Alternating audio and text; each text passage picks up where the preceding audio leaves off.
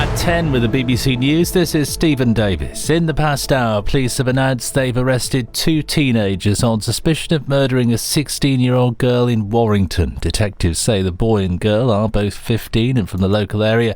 The body of Brianna Jai was found in a park yesterday afternoon. A teenager has been charged with assault and violent disorder after a protest on Friday outside a hotel housing asylum seekers on Merseyside. Police say 14 other people who were arrested have been released on bail pending further inquiries. Mairead Smith has the latest. 19-year-old Jared Skeet from Egberth in Liverpool has been charged with violent disorder and assault by beating of an emergency worker. Merseyside police say he was arrested on Friday. A police officer and 2 members of the public were hurt as missiles, including lit fireworks, were thrown when protests turned violent. Jared Skeet will appear at Wirral Adult Remand Court tomorrow. Family and friends of missing Nicola Bully have been leaving yellow ribbons with messages on them on a bridge over the River Wyre, close to where she disappeared in Lancashire. The 45-year-old was last seen on the 27th of January taking her dog for a walk. Police are continuing their search. A group of MPs has accused the BBC's chairman, Richard Sharp, of significant errors of judgment for failing to declare his involvement in helping Boris Johnson to secure a loan worth up to £800,000. Mr Sharp insisted he'd done nothing wrong when he introduced the then Prime Minister to a friend who wanted to offer him financial help. Richard Eyre is the former BBC executive. You must give to the appointment panel details of any personal connections which, if you are appointed, could be misconstrued or could cause embarrassment to the public body to which you're appointed. Now, clearly, what he did has been either misconstrued or accurately construed and has caused embarrassment to the BBC, and he didn't declare it in advance to the panel, which he was required to do. The head of the NHS Confederation says he is very worried about plans by the Royal College of Nursing to escalate its strike action across England. The union may involve A&E staff and intensive care units in further industrial action. Matthew Taylor's calling on the government to explain how it saw the dispute ending. In Rugby Union Six Nations, England recorded their first win of the campaign. They beat Italy by 31 points to 14. Here's England head coach Steve Borthwick. I think there was elements that were positive, and I think some things have taken a step forward. You know, I think ultimately we'd have liked that ruck speed to have been a bit better. I think there was times the game was too slow, and you have to credit Italy with slowing that down. So I think, yes, there was some things that went well. There's plenty to get better on mind. And Manchester City have beaten Aston Villa 3-1 in the late Premier League game. It's 3 minutes past 10. Hello, hello, hello, how do? How do? I can't do the tune. Good evening. How are you? BBC Radio Manchester. I do hope that you're well. Indeed I do. I'm Alan Beswick. This is the Alan Beswick Late Night Phone-In. We're here till 1 o'clock. If you want to join us, you are more than welcome. Either just simply listening and possibly enjoying it. Who knows? We know nothing about what's going to happen in the next 3 hours, or at least I don't. Or you can phone in. And the number to do that is 0800 218 2255. And, of course, you may discuss whatever it is you wish to discuss. That's it, in a nutshell. We don't do texts or anything really, just phones. 0800 218 2255. Free phone wherever you are. The team tonight, we have Talat managing it all, like the ringmaster. We have Kieran, who's taking your calls. We have Jason, who's making it all happen through buttons and dials that only he understands, and he not entirely. And then you have me talking whatever it is you think I talk. Exactly. So 0800 218 2255. It's interesting. I think I'm possibly getting picky. Yeah, that surprises absolutely nobody. But I do. I think I'm getting a bit picky in matters, because there was a headline in the Mail on Sunday today, and this is the headline. I'll read it to you. See if your reaction is the same as mine. Pensioners' life expectancy falls by 2 years. That's it. Pensioners' life expectancy falls by 2 years. Now, it may be true and it may not. because, of course, we're talking about predicting the future, and that's impossible. Only the past can give us reliable statistics. The present and future, they just give us guesses. Educated they may be, but they're still guesses. But that's not my problem. My problem with the headline isn't that it may not be correct. Pensioners' life expectancy falls by 2 years. My problem is the language itself. Surely, if the life expectancy of people in our country changes, then it does so for everybody. Not just we wrinklies. A baby in arms may have more time left than some fat 74-year-old gob on a stick, but its life expectancy, in a generic sense, is the same. Your life expectancy is, let's say, 82. Well, it's 82, whether you're 81, 79, 29 or 9. Still, the life expectancy of the human being is the same length. So the thing is correct, but lacking. Yeah, I think I am being picky, you're right. Grant Shapps still protested it had nothing to do with editing Boris Johnson out of a photograph. Why the protest? Anyone in their right mind would vote Boris Johnson out of their photograph, unless, of course, they want to laugh. And we hear all the talk about the nurses' strike possibly escalating into nurses who previously haven't gone on strike. A&E nurses, possibly intensive care nurses, and possibly others who, for the moment, that's not happened. So that would be an escalation which would be quite disturbing. But it's worth noting that a woman died of a heart attack recently in the back of an ambulance. A private ambulance. She was in a private ambulance because the NHS didn't have one available because there was all sorts going on. So she got into a private ambulance. And while she was there, she died of a heart attack because, it is said, the ambulance staff didn't recognise that she was having a heart attack. So the question is, are the striking NHS worth the money, or should we just privatise the whole service? I don't know. And then still with expansion, if you will, according to one of the bigwigs of the rank organisation, Blackpool could be the next Monte Carlo. Now, before you start getting very excited, Formula One coming to Blackpool. No, it's not that. It's gambling, or should that be more gambling? Apparently, the casino and bingo hall is the cornerstone for a giant leap forward in Blackpool, so that more and more crackpots can part with more and more money than they've got sense. And speaking of money, I've been worried for weeks, but at last I can sleep easy in my bed again. MPs, I've been worried about them, are to get a 2,500 pay rise. Nurses will be pleased for them. It's nice to be special, isn't it? And if you fancy the MP's job, all you've got to do is con a load of people into voting for you. See? Put a bit of effort in and you're ready for his brother double. 0800 218 2255. If you wish to join us, you can tonight, or this afternoon if you happen to be in the United States of America, which my guess is that you're not, but tonight it is the Super Bowl. Yeah, I know. It goes on for about 5 hours. I quite like American football when I watch it. But I rarely watch a whole game because they go on and on and on, and most of the time they're stopped. They're not actually playing. And I still don't know what the expression "the whole 9 yards" means. And they have people running up and down the line with what look like those school crossing sticks. Only they're connected to chains or ropes or something, measuring stuff. And then the participants, the captain, maybe it's the captain, he wears a big thing on his wrist that's got all the plays, as they call them, so which is basically, we're going to do number 5-4-2. So we're going to throw the ball under our legs and hope it doesn't catch us dodger. And then the bloke behind who's got the thing on his arm, he's going to catch it. And then you over there, the big fat one, well, you might not be fat, but you look fat in all that gear. You've got to run behind him and run the other way. And the one on the other side, you've got to pass, like the red arrows jet, and you go that way. And then you run like the clappers. And then the bloke who caught it then throws it dead hard a long way, and you've got to catch it wherever, you know, the one that went that way, that one, that one. And he throws it to you, and then, if you're lucky, he runs to the end of the pitch, which is painted a different colour, because it's not grass. You run to the end of the pitch, and everybody cheers.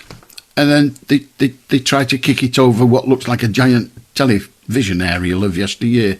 So that's it. And that's fine when they're doing all the running about, but when they're stood round yakking, oh, dear God, it's tedious. Anyway, it's on later. How do Kevin?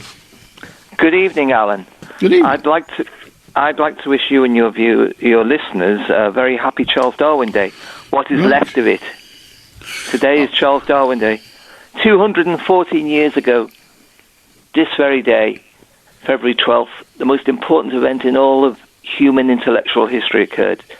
Darwin was born. Right. In Shrewsbury, early in the morning.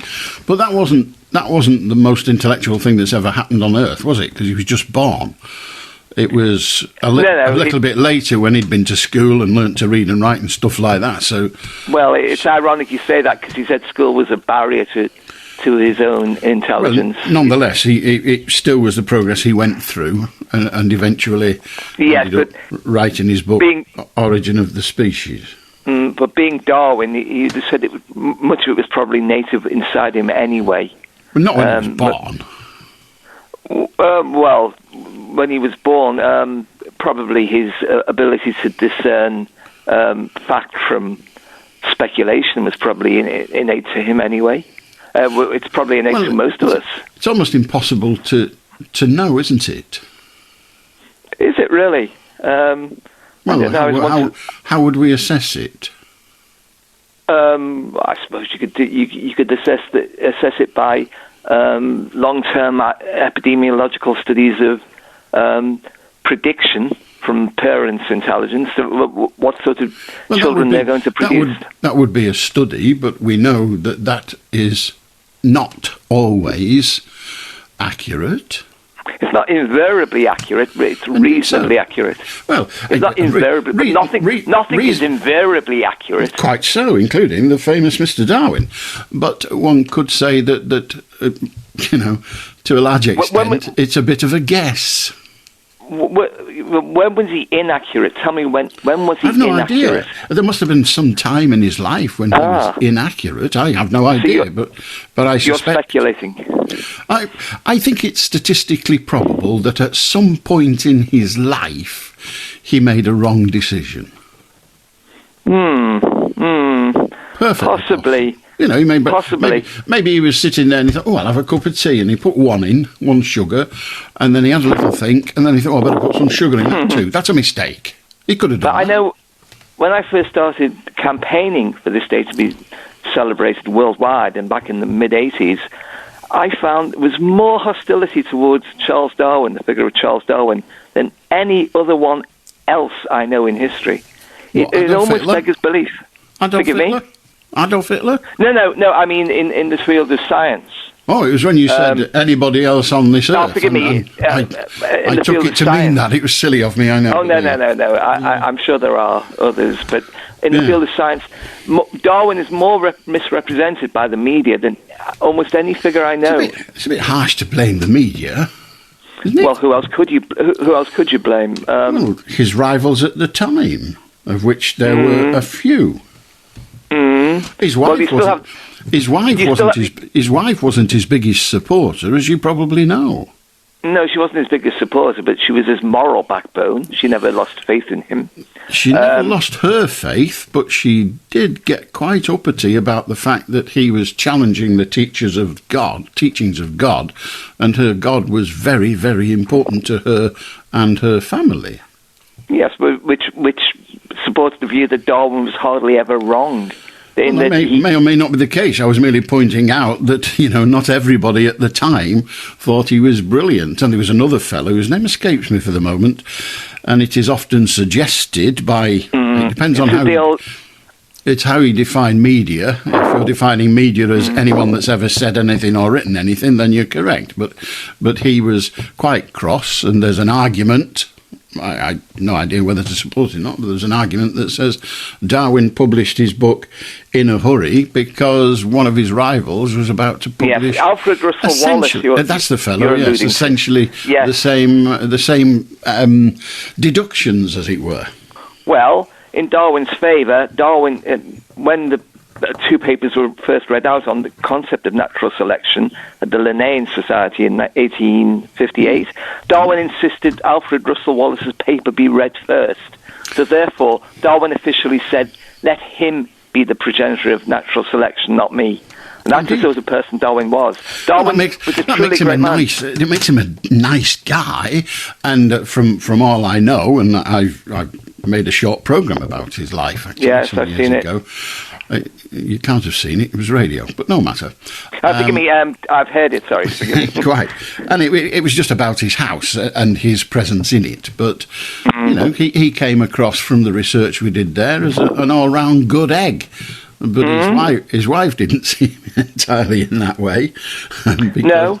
She was it Chippendale? Was that her family? I can't remember now, but she was one of the famous... Wedgwood. I knew it was one of the famous sort of manufacturers of the time, and she was of that family and that faith, of their faith, and he sort of questioned the essence of that faith. Yes. It caused some friction between them. It caused major friction between them, but the point is, science can't stop at vanity or superstition. It goes forward anyway. There's nothing we can do about this. It will go forward anyway. And no one more on earth more than Darwin represents the forward movement of humanity. If I think of all the truly great scientists... But it's this thing, isn't it, that Darwin gets the credit for it, and rightly so. I'm not suggesting he didn't do it, but what I am suggesting is that if he didn't, somebody else would have done. Well, genetic theory would have said roughly the same thing, but the point is Darwin said it first. He said it back in the mid-80s, long before... People had no concept of where a gene was when Darwin was talking. So when Darwin was postulating, so therefore that makes his achievement even greater. He had no concept of genetics. No. But you can't have a concept of genetics until somebody has... if you like, walked in his intellectual shoes for a couple of decades, indeed rather longer, before we got to the construct of geneticism. But, you know, he was about, you know, the animal kingdom, principally. The animal kingdom evolved to accommodate the circumstances in which it found itself.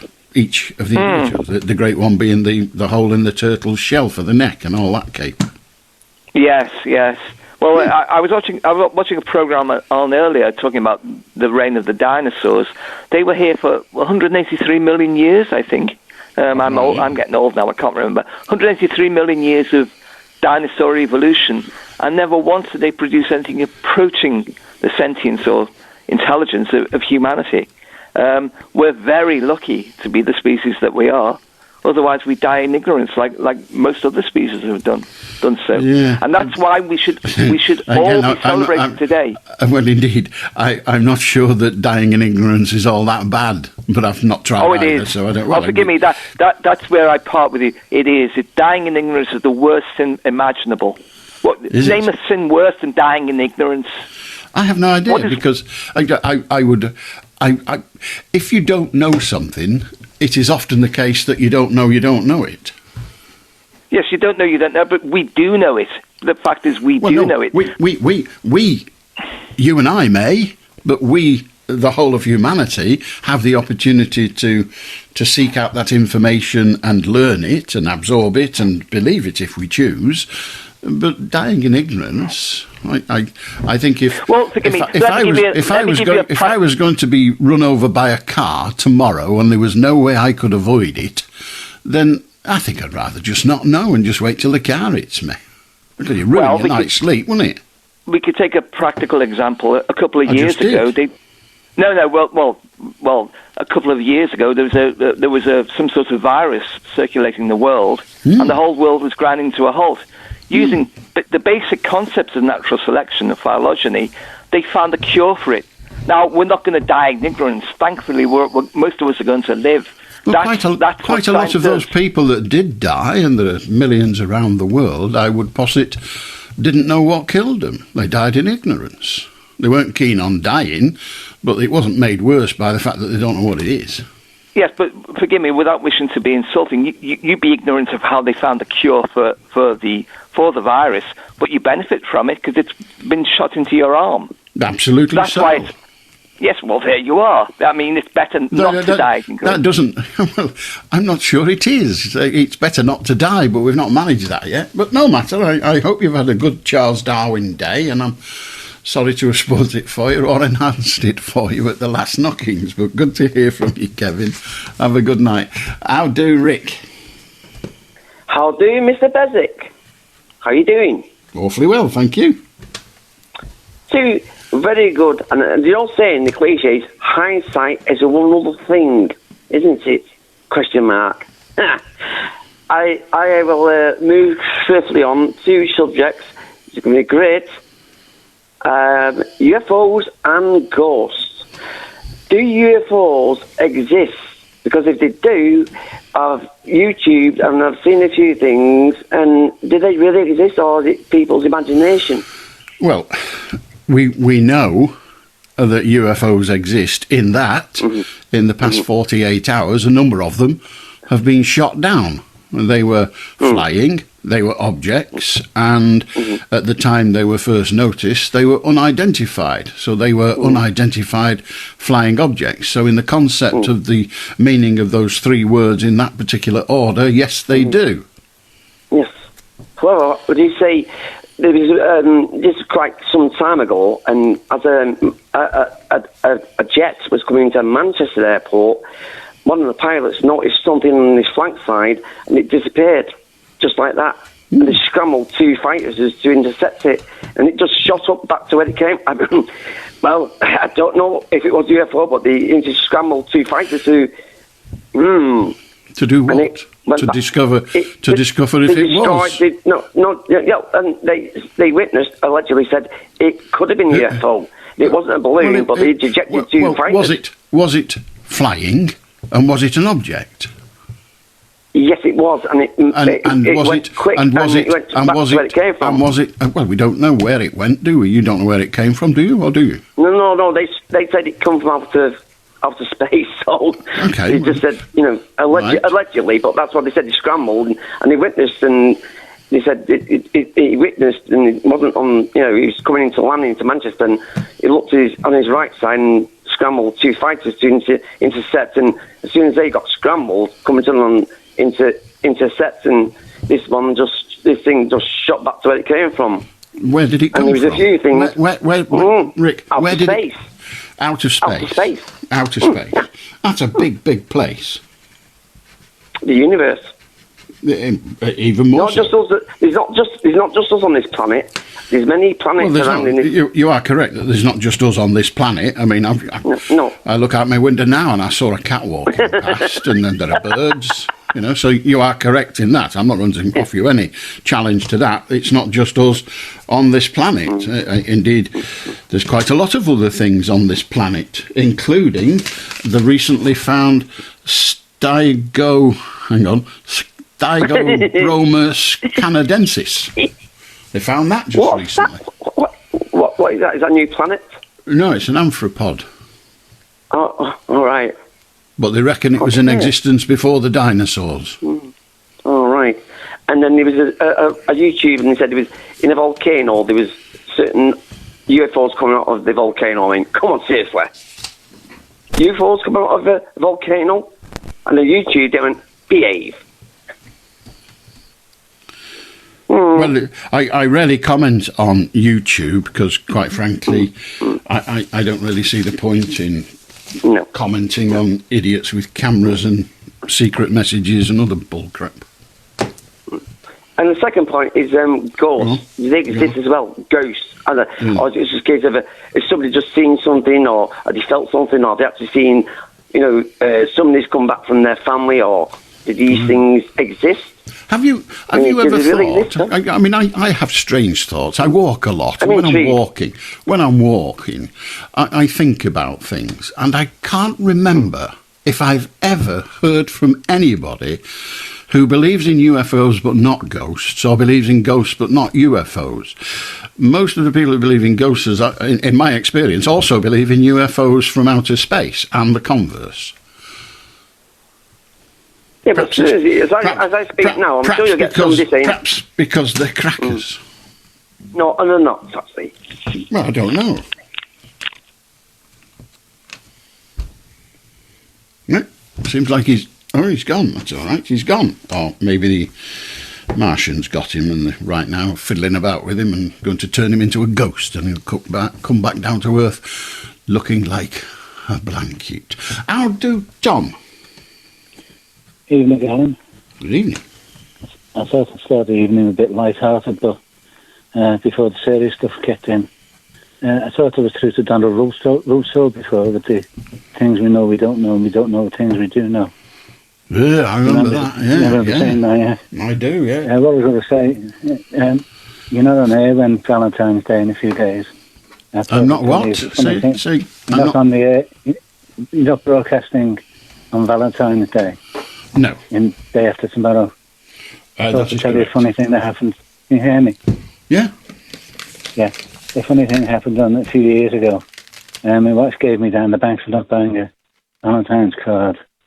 So after I dropped my granddaughter off at school, I shot up to the shopping centre for the card shop opening. It was about 10 to 9, so I had to wait a few minutes. And as soon as the girl opened the door, about 8 or 9 blokes all jumped out of cars, running to the card shop, all with the same idea. Sorry. That's blokes for you, isn't it? I know. The other funny thing was, if I explain, when the Pope came to Liverpool in the late 80s, he was due to land at Liverpool Airport, and he was a couple of hours late. And I'd set a video recorder to tape to start when he landed. So I had 2 hours of cricket and then an hour after Pope's landing and driving into Liverpool. My sister-in-law at the time did some volunteer work in a convent, and after the Pope had been, one of the priests and nuns asked my sister-in-law, did anybody have a video of the Pope arriving? So she knew I had. And the clergy used to do pastoral work up at Liverpool Prison. So they borrowed the tape off me. But in the meantime, somebody had recorded a carry-on film at the beginning of the 2-hour tape. So the priest and the nuns played the tape to the prisoners. Press play. And the first thing that came on was Barbara Windsor doing whatever Barbara Windsor does best. And you imagine the wolf whistles in the prison. And I suspect the prisoners enjoyed it more than they were going to do of some video of a plane landing and a bloke in a white coat getting out. I know. And you can imagine the face on the nuns and the priests. Yeah, they'd have been less than pleased, yeah. I know. I can imagine the wolf whistles and the prisoners made their day. Anyway, nice to speak to you, Alan. And you, have a good night. How do, Keith? Hello. You mentioned in your preamble about Las Vegas of the North, Blackpool in other words. Right.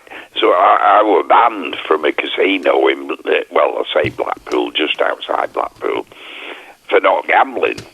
Right.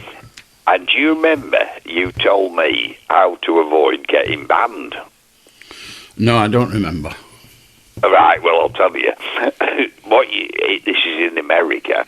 As long as you're in possession of chips, gambling chips, there's no problem. Well, so then all you do is cash them in when you get when you go in. I feel sure that different casinos have their own rules, but the ones I were referring to was a pal of mine who goes to Seattle to see his mate, and every morning they go into the local casino and they buy a load of chips, gambling chips, and you're entitled to a free breakfast if you're a gambler. So they went and have a free breakfast, and then when they've had their free breakfast, they cash in the chips and go home. Yeah, that's exactly what you told me. I don't know whether you can do that on Blackpool seafront. I've never tried. Well, there's only one that I know of on Blackpool seafront. Ish. Right, I'll get something slightly different now. Okay. Flexi discs. Do you remember flexi discs? Do you mean floppy discs? Floppy. Well, I've got it written down as. Without us dwelling too long on what you've written down, I don't remember flexi discs, but they were around 61 to 65. Is that what do you mean? 61 what? 1960. Right, they were flexi discs, and what were they for? Well, you get them in a magazine or something like that. Right. No, that's the place from which they arrive at your home. My question was, what are they for? Well, it's a cheap method of doing a record that you can... Right. So it was for reproducing sounds. So it was a flexi disc. Yes. Right. I do remember those, yes. Right. I remember hearing John Cleese on one, and it was particularly funny. But anyway, I'll drift on to... What about the embassy label? Can you recall that? Of what? The embassy label? Well, it was Woolworths exclusive in its day.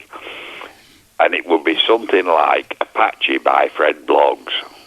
Oh, indeed. I need more information. The embassy label... Well, as for all I had was a picture, an image in my mind of a box of... a small box of cigarettes, which had an embassy label on it. But you mean the embassy...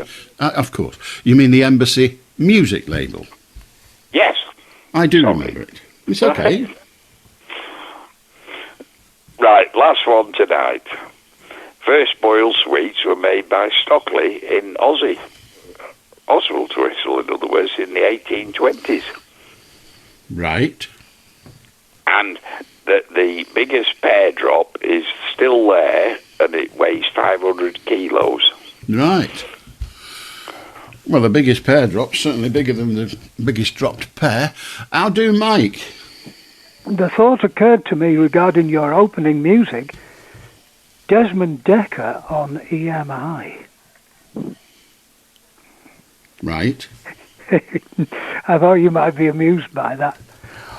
I can't see the humour in it. Well, you see, the irony of the Dekker Record Company and his name being Dekker, and he's on EMI. Oh, right. Yeah, it's the different spelling that threw me. So, sorry, Alan, I thought you'd twig that immediately. No, not at all. No. Never mind. Within minutes of your having come off air last Monday, the horrendous earthquake struck. When I heard about it, in Turkey, they are 3 hours ahead of us, so it was just after 4 o'clock there. When I first heard about it at about our 4 o'clock, I find it interesting. I think it said it measured 7.1. Now, this interested me because do I take it that we no longer use the Richter scale as we used to in the past? I think that is the Richter scale. Well, they no longer refer to it as the Richter scale, do they? I've not noticed. I've not noticed the absence of it, but now you mention it, no, they don't, or they haven't done. Yeah. And I wondered whether these figures that they do give are the same value as a Richter, an old Richter 7.1, which would be very high, of course. They're saying, and the evidence we see for ourselves, is that it was very high, because the Richter scale actually doubles each gradient, as it were. So if you get from 1 to 2, you've doubled it. If you get from 2 to 4, it's gone up exponentially, as it were. So, and I'm not aware that they have ceased to use it. Yeah, I heard a couple of years ago that they were. I don't, but I've never heard of any other chap's name. Or presumably Richter was a chap. Yes, you know, was. who's taken it over. Anyway, it's of moderate interest. But what? I mean, the would houses in this country be likely, much more likely, would buildings have been much more likely to have survived? I mean, there's great trouble in Turkey about the lack of safe building, isn't there? There are some allegations of exactly that. Yes, indeed. Yeah. A number of building people, for want of a better, have been arrested this very day for allegedly not building property according to the national requirements. Yeah, it's certainly the death figure now has gone. I think it was, the last I heard was 33,000, which is that's a predicted, but I think it's. I can't remember which. It's an international figure that deals in these matters, who today has reported of saying that it's highly likely that it will eventually be double that. Gosh, and they reckon. Go on, carry on. They reckon. Sorry, Alan. They reckon that more than 6,000 buildings collapsed, don't they, or have come down? Certainly, they're talking extraordinary numbers. Yeah, terrible. So, have we any idea of if a thing had struck like that sort of force in this country, what, how much less afflicted we would be by falling buildings? Any idea? I to be honest, I have absolutely no idea. But of course, the properties in this country are built to withstand the likely astronomical and weather issues in this country. So they're not built to shake in the same way. The way they reduce the consequences of a earthquake is by the building being structurally sound, but also it has to be able to absorb a shock wave. Now, in this country, if a big heavy lorry runs into the side of the house, any house really, the house doesn't collapse. So maybe it would withstand something, but that's nothing like a big lorry running into the side of a house is nothing like the power you can get from a earthquake. But we don't get, to date, haven't had serious earthquakes. We've had little ones. I was on air doing the breakfast studio in the studios in Manchester one day, and the whole building shook, and you felt it moving. It's quite disconcerting in a way, but that's tiny. I seem to recall, Alan, a quite tolerably amusing story about this time one Sunday evening when Edwina Curry was on air, and there was a sudden pause, and she said, "Oh, what a very strange feeling." And one wondered what had happened to her. Well, now we know. In so many ways. Incidentally, for the record, earthquakes are now measured on something called the moment magnitude scale. So I'm not quite in disgrace, am I? There has been something else that's replaced Mr. Richter. So it would seem, yes. So 3 to 3.9 is a minor quake, 4 to 4.9 is a light quake, 5 to 5.9 is moderate, 6 to 6.9 is strong, 7 to 7.9 is major, 8 or larger is classed as great. Right. Now that's, but it doesn't say 7 to 7.9 what? No. So perhaps the earthquake magnitude classes are still measured in Richters, but are reported in the way I've just described. I have absolutely no idea. And if somebody does know, if some geologist specialising in this field comes on, then we shall find out. Oh, we should get some, Colin. No. See, there's something else I've been looking forward to asking you about. What is your view, or can you tell me very much about Chat GPT? No, I don't know what that means. Well, I thought that it was something by Microsoft concerning artificial intelligence. A program. Sorry? No, you're fine. I pay little attention to things that happen with computers. Right. Oh, I thought you would have read up about it and be well versed to be able to give me a view and a description of what it's all about. No, I saw a headline saying that Microsoft launched their new piece of software and it had serious problems for the very outset, and I thought, fair enough, who cares? Gone. Next. Okay, Alan, well, I'll leave you to it and enjoy your programme. Good to hear from you. I'll do, Elliot. Hi, how are you? Very well, thank you. Good. I was listening to one of your earlier callers who had mentioned that the commemoration of Darwin is taking place tomorrow, 14 years after his death. And it just made me think, when he came up with the hypothesis of the evolution of man, he must have crossed an awful lot of religious circles who must have thought at the time that what he was saying, what he was advocating, was quite revolutionary and possibly dangerous to the people that they had indoctrinated over many years. But it then started to make me think,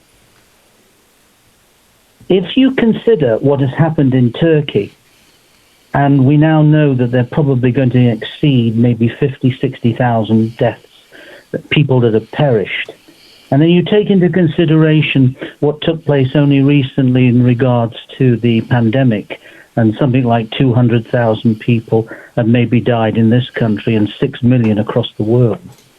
It just begs the question, are we really now able to safely say that our religion and our doctrine that we've been taught over so many centuries is right? That what we believe in is actually worth considering remaining as part of our whole ethos of existence? Should we not be questioning the whole premise of religion when you consider what is happening around the world? And this catastrophe is just about the worst I've ever come across in my lifetime. Is it not the case that if there was any divine intervention, or there was a being somewhere in our ether that had the power and had the caring and empathy to stop what had taken place, surely they would have done that. And yet not a thing has taken place to stop it. But you're applying human logic, if you like, to an inhuman concept. And that is something that is above humanity, and that, in many people's belief, created humanity and looks after humanity after its death, after the death of each individual, in perpetuity. So the 70 years on Earth is but a blip. I mean, I mentioned earlier, I walk a lot, and I'm often walking across mountains, and they are hundreds of millions of years old. And as I walk across them, I think, compared to this, I'm a blip. I'm nothing. So a super being, a God figure, for want of a better expression, may well have the power to intervene, but looks at it and says, what's the point? You know? I mean, do you run out when you see somebody putting down poison to kill all the ants? You could. Do you run out and say, don't do that? Don't do that. You can save them. I can save them. I have the power to save them. Or do you think, great, can you come and do mine? I don't know. Yes, but I don't have the belief that so many millions of people believe in, if you see my point. Well, if I thought that if I could prevent the individual, as you just quoted, from killing those ants, I would safely say to them, look, why are you doing that? It's outrageous. You shouldn't be killing life. They would not necessarily listen to me. I wouldn't have any power over them to make them listen.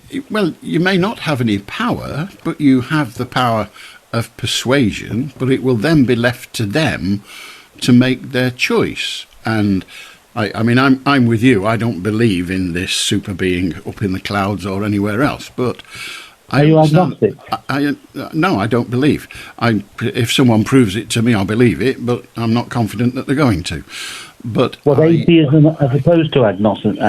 Well, we're sidetracking, but I think I don't want to get involved in. But I'm just curious because I'm talking to a person now that has made an utterance. You are not a believer. Are you agnostic? Do you not believe because you're not convinced, or do you believe in something but you're not sure what it is? There is a difference, of course. Indeed, and I have neither of those things. In most of my concept of life involves can't be asked caring whether there's a God or not, or any other such being. I just can't be bothered. I actually believe that atheism is of itself a belief system, rather like Christianity, Judaism, Islam and all that. It's a belief system, and I haven't got a belief system of that kind. But to go back... I understand that. I'm very pleased. Can I just say one thing to you, if I may just cut across you? I apologize, because I don't want to digress from what I was originally saying, you see. Mm-hmm. It's not my belief that there is some divine guidance, and it is not my belief that there isn't. I am completely agnostic. I don't know one way or the other. But I will never disrespect people's beliefs. I actually welcome them because obviously it's part and parcel of our existence. We have to. But you posited that if there was a being that could intervene in this earthquake or the pandemic or many other things that happen around our world, including the execution of 6 million people in the Second World War just for being something that someone didn't like. Yes, all those people, all those children that are right now starving slowly to death for the lack of food. And yes, if there was a being who had a human concept, he or she may intervene. But if those things, whilst they look absolutely ghastly to us, in the great big swirl of things, are not that important, he or she may feel, well, fine, let it happen. I'll look after them when they get here. So in theory, this being, if they exist, and I've got great doubts about that, they are callous and don't care. You've again attached human emotion. And if you're saying... But we were created in the same ilk as the Creator. That's what it says in all the various books.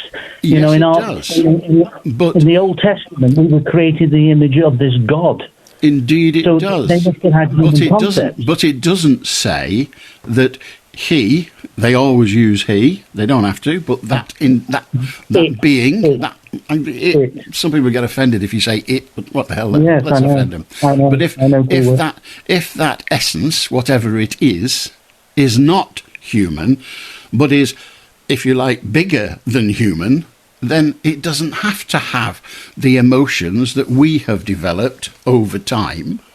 It doesn't have to. It can. I understand that. Well, there's your answer to your question then. Why doesn't that God figure intervene?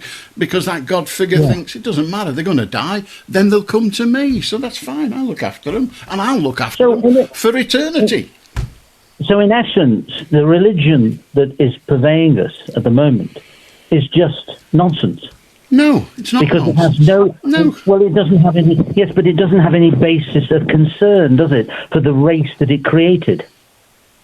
Yes, it does. We were created by the God, whether it be Muhammad or whether it be God or whatever you want to call it. We were supposedly, according to all the doctrines, all the books, all the clerics and all the rabbis and all the ecclesiasticals, we were created by this God.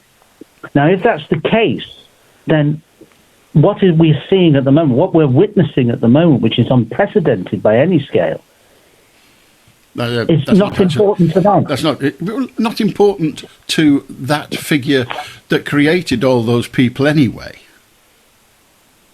Exactly. So, but don't you think that calls into question the whole ethos of religion? No, it calls into question the concept that God must behave like a human. Well, I think God should. I don't expect a dog or a cow or an elephant to, and I don't expect another being, a superior being to all of those, to behave like a human. I expect God to behave like God. The fact that I personally don't believe there is such a creature is irrelevant. Agreed. But then you said something quite profound. You don't expect a God to behave like a God.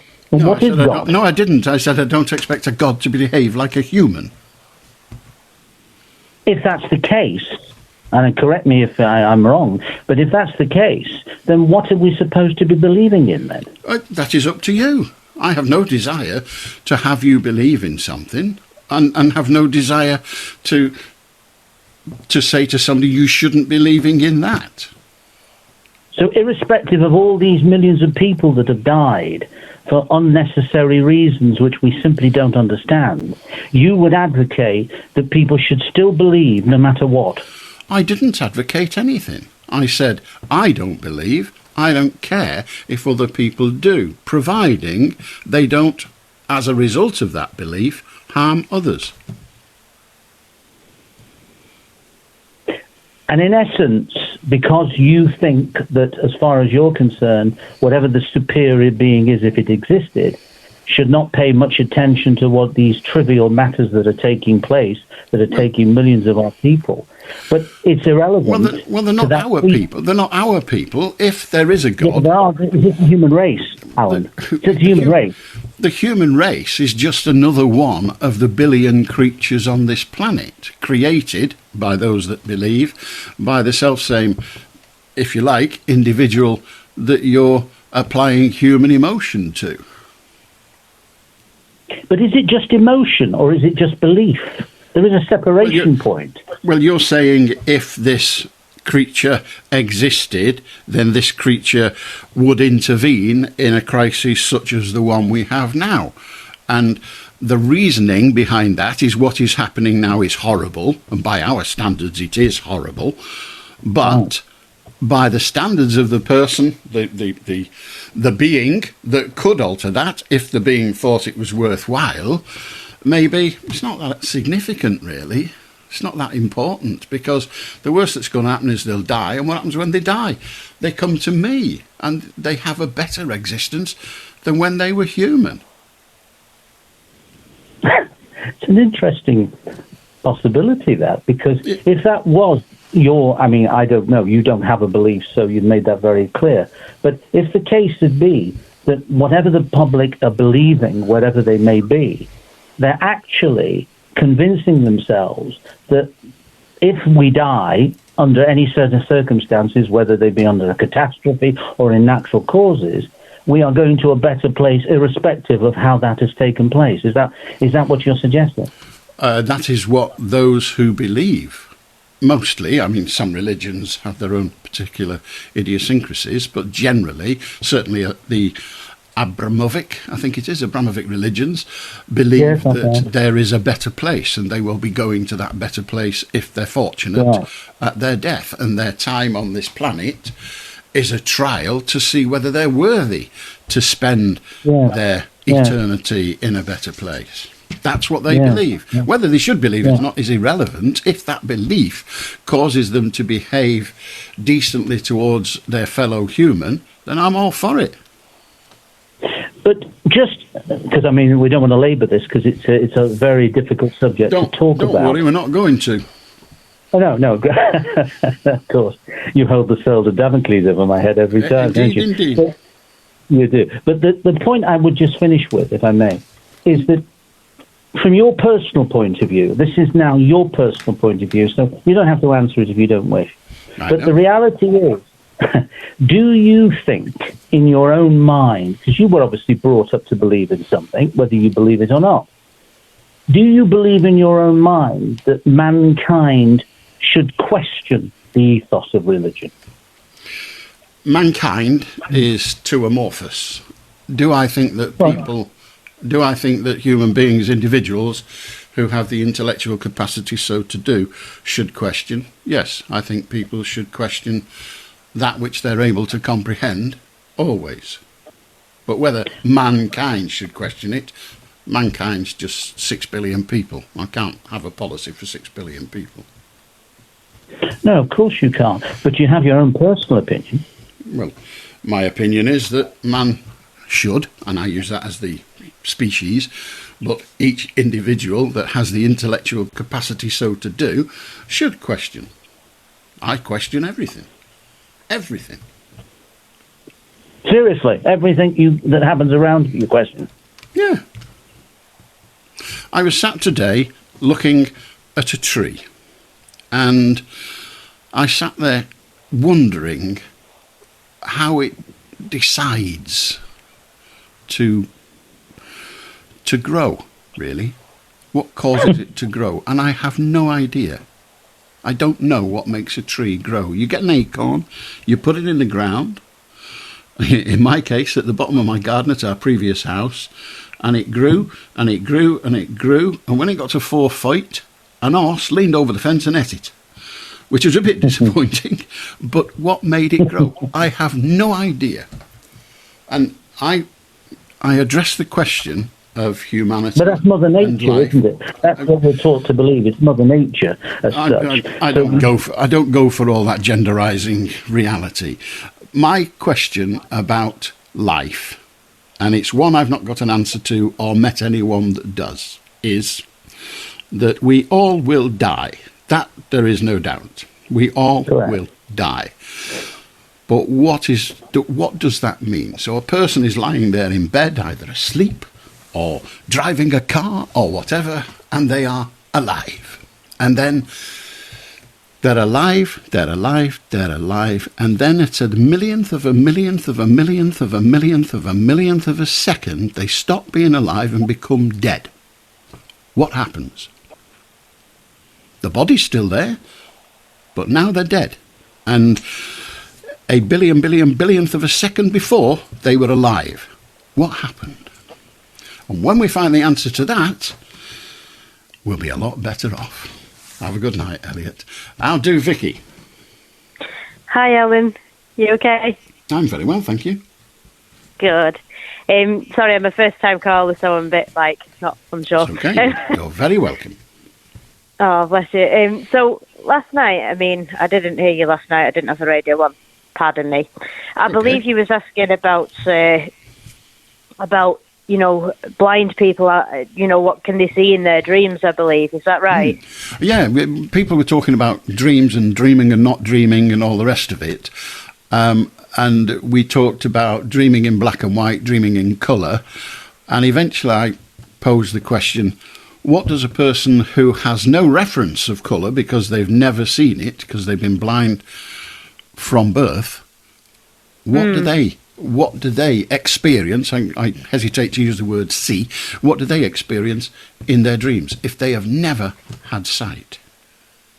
Okay, so for starters, don't worry about me. I'm not offended if you thought sightedly, as it were. So don't worry, I don't bite. In my dreams, now. Well, first of all, simple question first. Have you been blind since birth? No, I was born with sight, but at the age of 11 months, I had a brain tumour. So that causes, the blindness. Getting back to your original question. Sorry. It's very strange. No, it's fine. It's very strange because sometimes I can't see in my dreams and other times I can. And I can walk freely without using a cane. It's very strange, Allan. I do see objects, and I can sometimes see people coming towards me. Colours, no. I'm assuming it's black and white, but that's what my thoughts are. Does that make sense? Yeah. No, that's perfectly understandable. Yeah. Yeah, I have my own images of what things look like and what colours are to me. Yeah, it's. But if I everybody's different, if I handed you a piece of fruit, Yeah. I am presuming that you can, within a very short space of time, I'm talking fractions of a second, deduce most, unless it's a fruit that you've never come in contact with before, but just an ordinary household piece of fruit, apple, pear, a banana, what have you, and I hand it to you, you can deduce instantly what it is. Yeah, definitely. And that's because you've learned what it... I'm supposing, feel free to shoot me down, you've learned over time what that feels like, what it weighs, what the texture is, what the shape is, and all of that, and so you see it with your hands. I do. I see things with my hands and I see things with my ears. Indeed. And with my other senses, yeah. So when you're asleep and dreaming, if somebody in that dream gave you a spherical object and you in your dream feel it in your hand, what is the process then for deducing what it is, if indeed there is one? Yeah, I can deduce what it is, yeah. But with the hands, and sometimes I can see it with my eyes, like, very faintly. I can't really explain it. It's very strange. It's okay. But I can very vaguely see that object in my hand. But I can't see the colour of it. Does that make sense? Yeah, absolute sense. Yeah, because I'm totally blind. I've got no light perception, nothing. So the brain does overcompensate, if you will, as well. So, yeah. You see, I hope you don't think this is mocking, or anybody else who's blind thinks it's mocking. No, you ask anything you like, Alan. Ask anything you like. Today, in response to the conversation we had last night, I closed my eyes so I couldn't see as I moved about the house, just for 10 minutes or so. And I left the room I'm in now, which is an upstairs bedroom, and I went out, and I know where everything is, and I went downstairs. But I got to tell you, going downstairs with my eyes shut wasn't exactly a joy, because my senses are delivered. You know, I have more, for want of an expression, I have more senses than you. I have touch, I have sound, I have all the rest of it, but I also have sight. And when I removed sight, stairs became, well, they're my stairs, so I know where they're going, but they became less secure. And I just then thought, I wouldn't dream in this state of not being able to see, by choice in my case, I wouldn't dream of climbing a ladder. Oh, trust me, Ellen, I've climbed ladders. I know you wouldn't dream of it, but I've done that. I mean, they frighten me at the best of times, let me tell you. I don't like ladders at all. Oh, God bless you, yeah. But I wouldn't dream of climbing a ladder, pretending I was blind, but you climbed them. Yeah, I have done in the past, yeah. Good Lord. Oh, I interviewed a rock climber who was blind. Oh, yeah, I can do that. Oh, dear God. Well, I nearly said so. I'll say it anyway. At the end of the interview, as he left, I thought, he's bloody crackers. But then I think most rock climbers are crackers anyway. But I thought, we are. But thank God for that. But I'm just fascinated by the whole idea. But you say that when you dream, you obviously dream in the same sensory sense as you live. Yeah. Yeah. You said at one point in your dream, you sometimes, and you said see, so we'll go with that. You sometimes see people coming toward you. Yeah, I do. What does that mean? That you see people coming toward you? Clearly, you don't see them, but no, it's like a sixth sense, I should imagine. I'm not really sure myself, but I don't know. I just know they're coming towards me. It's as though I can see them. It's very strange, and I'll hold my arms out to hug them. Do you know what I mean? It's just how I am. Fair enough. Yeah. Extraordinary. Well, absolutely fascinating. My mum, who was quite religious, She's dead now, but for all of her life sorry. with me, it's all right. It was 25 years ago, but she was less than happy about the fact that I didn't have a God. But she did used to say about people who lost a faculty. She said, "What God takes away, He replaces elsewhere." And she had not good. She wasn't blind. She had not good eyesight. But she could smell when we... No, I mean, just like me. I wear spectacles. That's all her eyesight was. She wore spectacles. But she would say, "I know where you are." Even if she didn't have her glasses on, she knows where I am. She can smell me. She can sense my presence, which is scary. Yeah. Because sometimes she wanted to know where I was so she could hit me. But that's another story. Oh dear! In fact, now I think of it, quite a lot of times, many people say with some justice. Vicki, it's been a delight talking to you. Thank you very much indeed. No, you're very welcome. I'm always happy to phone in and answer any questions you may have. I'm not offended at all. I mean that. Belting. Good to talk to you, Vicki. Thank you. 0800 218 2255. How do Shafiq? Oh dear.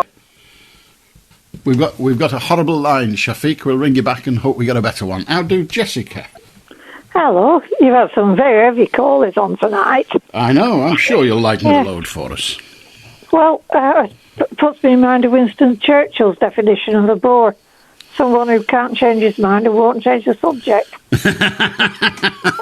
Anyway. Yeah, he was good at those things. He was. I've been watching Al Jazeera, with the earthquakes. I have noticed that they started to spell Turkey, Turkiye, and to pronounce it Turkiye. And I've just got a little bet on with myself as to when the BBC starts doing it. Like they did with Kiev and Kyiv. Yeah, they might. Because people do get offended by the anglicisation of everything. Yeah. Anyway, I shall lighten the load with one of my intellectual jokes. Go on. Lack of intellectual jokes. Right, what do you call a farting dinosaur? I don't know. What do you call a farting dinosaur? A blast from the past. Okay, God, Jessica, thank you very much indeed. Do have a good night. How do Shafiq? Let's hope we've got a better line. Hello, my dear friend Allan. This month, February month, is the International Mother Language Day month. 21 February is the International Mother Language Day. I'd like to talk about the Saudi Arabia and Saudi Arabic language. The couple of weeks ago, one letter come from Saudi Arabia. Then I go to mosque and I ask to one person, could you read this language? This is Arabic. He say he not understand.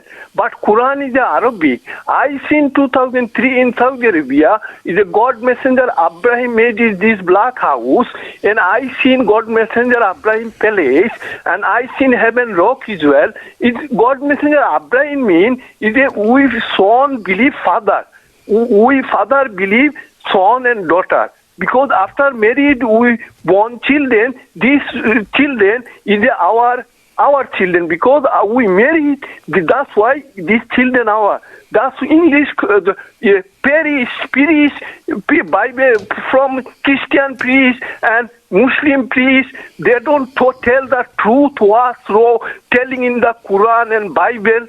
That's why earthquake, cyclone, God upset. They not believe, they not say who is the real Jesus Christ, who lying. They all the time lying because Quran one thing and Bible one thing. They tell us different thing.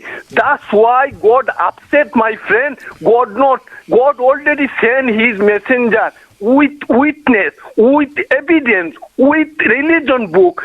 Why is in this earth war without any reason? I'm losing the will to live, Shafiq, so thank you for your endeavours anyway. I mean, what Turkey needs now is less God and more brickies.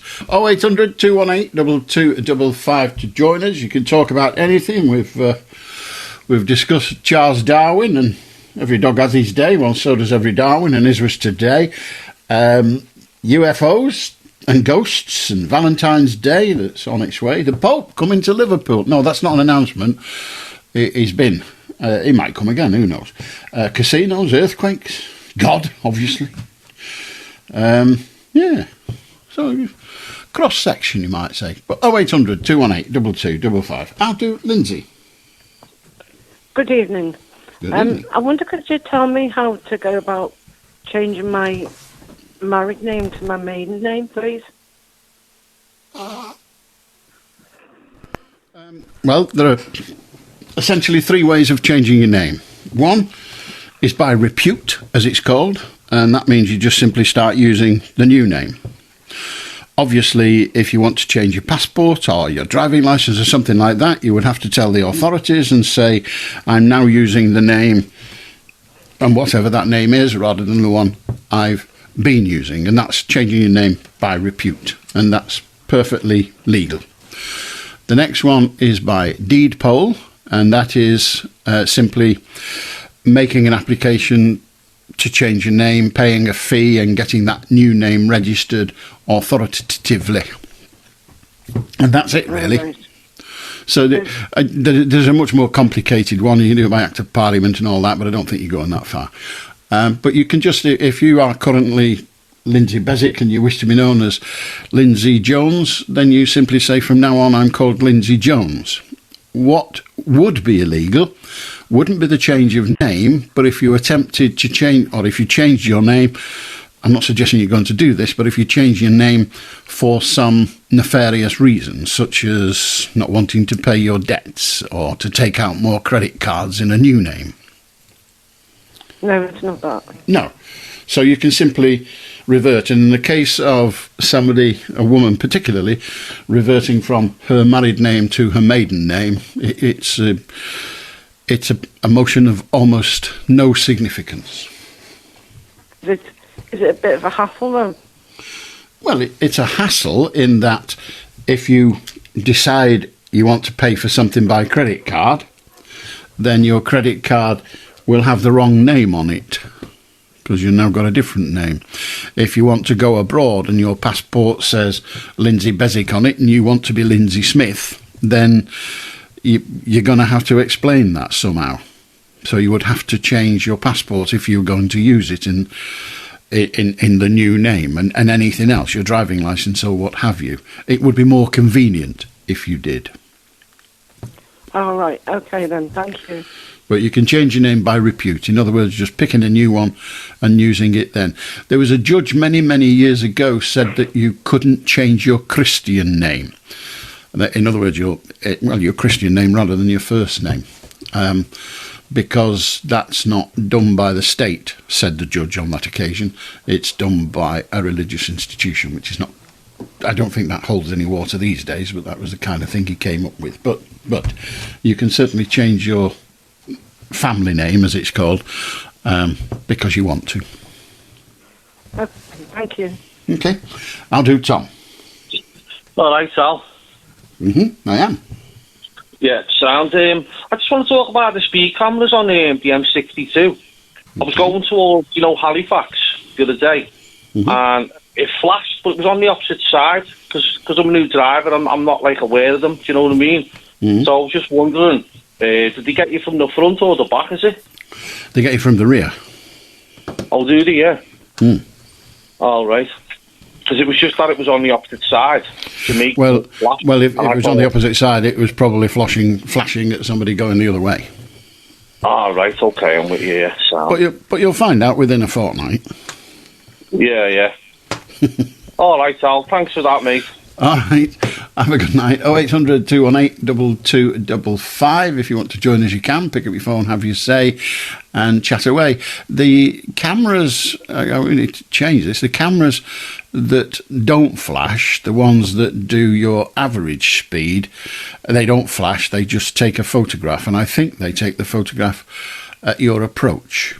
And I'm sure some of the other ones do as well, but that one particularly. You see, if the camera was taking your photograph from the front and flashed, it could cause a traffic hazard of itself. So you're going along there at 80 miles an hour and suddenly something goes and you go, holy God, what was that? And the next thing you know, you're in the car in front of you. So it's generally done from behind. But the non-flashing ones, the average speed ones, they take your registration number and then they take it again when you leave the restriction, and they do a calculation of how long it took you to get there, which tells them what average speed you were going at, and if you exceed it, you get fined. How do, Chris? You're right, Al. How do yourself? I'm very well, thank you. Right, I deliberately tried to not listen to any of your previous callers. Okay, it's not hard. But I accidentally heard that the girl Vicki, the blind girl, and it was fascinating what she was talking about like dreaming when you're blind. I've got poor eyesight myself. I wear glasses. But apparently I've got perfect colour vision. Right. When I dream, I do dream in like vivid colours. And always? No, not always, but often. And dreams are very conceptual. They're not. You couldn't like draw your dream, whether you can see or not. You couldn't, but others. I don't think anybody could.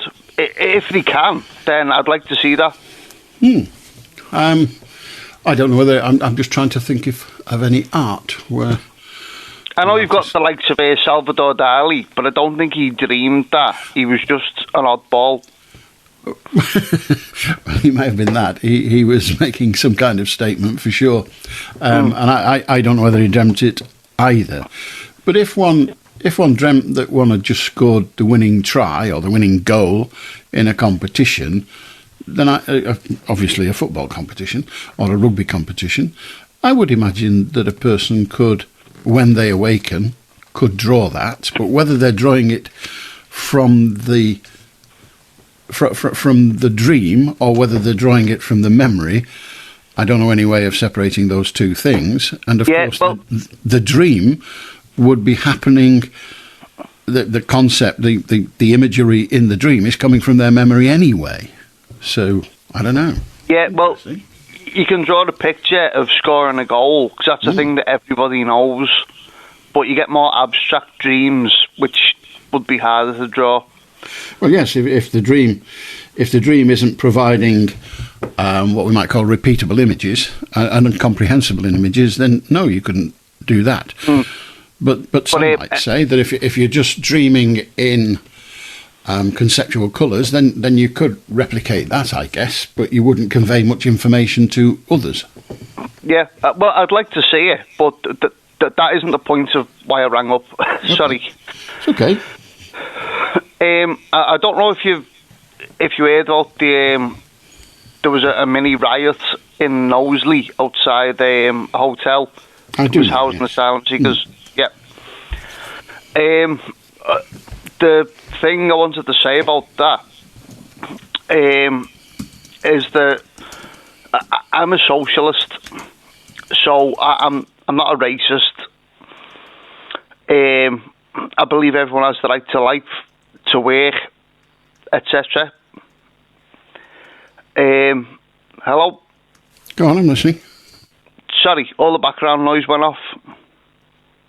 I can't speak for that, but carry on anyway. Oh, no, yeah. But I was just thinking of the two people, the two groups on the sides of this protest. I don't think that immigration or any kind of mass migration is a good thing. And I think it does bother a lot of people. And you get, like, far-right parties, they go into deprived areas, and they're the places where the government puts asylum seekers. And I think a better thing to do is not from the government's point of view, but from the general public's point of view, is to find out the reasons why there is immigration. So if there are asylum seekers coming here, they're coming from a war zone, and our government is involved in a lot of wars. If they're people looking for a job, it's because global capitalism has made their wages bad and ours slightly better. And then instead of the British people standing up against the government and the capitalist system to say, why, are you bringing in foreign workers, people end up blaming the foreigners themselves. What we should be doing is blaming our employers and the government. Okay, the foreign workers bit is an element of misnomer. If somebody comes in this country and claims asylum, they're not actually allowed to work. So sorry, Alan, I do know that. I was talking about two different things. Okay. I was talking about migration in general. Mm-hmm. I know that an asylum seeker isn't allowed to work. They have to wait till they're processed and considered a genuine asylum seeker, a genuine refugee, or a bogus one. Yeah. But I was bringing in the whole migrant situation into one subject which I shouldn't have. Well, no, me probably not paying sufficient attention, but we are where we are. So now I know the distinction. I mean, it's hard to know who to blame or if anyone is to blame, apart from historically. Yes, the rich West, if you like, has gone around the world for centuries, stealing everybody's resources, turning people into slaves and all of that. Yeah, we're still doing it now, Al. Well, we do it in a different way, but we're not actually sending shiploads of black people from Africa to America to pick cotton for nothing. We're getting them to come here by themselves, and then blaming them for coming here. Well, and by we, I don't mean me and you, Al. I mean our government. No. Indeed, and America. Our government merely, as best it can, reflects the desire of the people, and frankly, most of the people I talk to have considerable fears about immigration, particularly when resources as they are in this country are quite tight. Now, whether I agree with them for that view or not is irrelevant, but yes, many of the people who come to this country are economic migrants, in the same way that all those pensioners sitting on the Costa Lotta are economic migrants. They left this country because it's cheaper to live in the hot sunshine of South Spain, if you like. Yep. So they're economic migrants. They're not working, but they're going over there to save money, if you like. When this country was in dire straits, not the band, when this country was in dire financial straits, and back in the 70s, thousands upon thousands of workers went to work in foreign lands. They went to Germany. You might remember the series on television,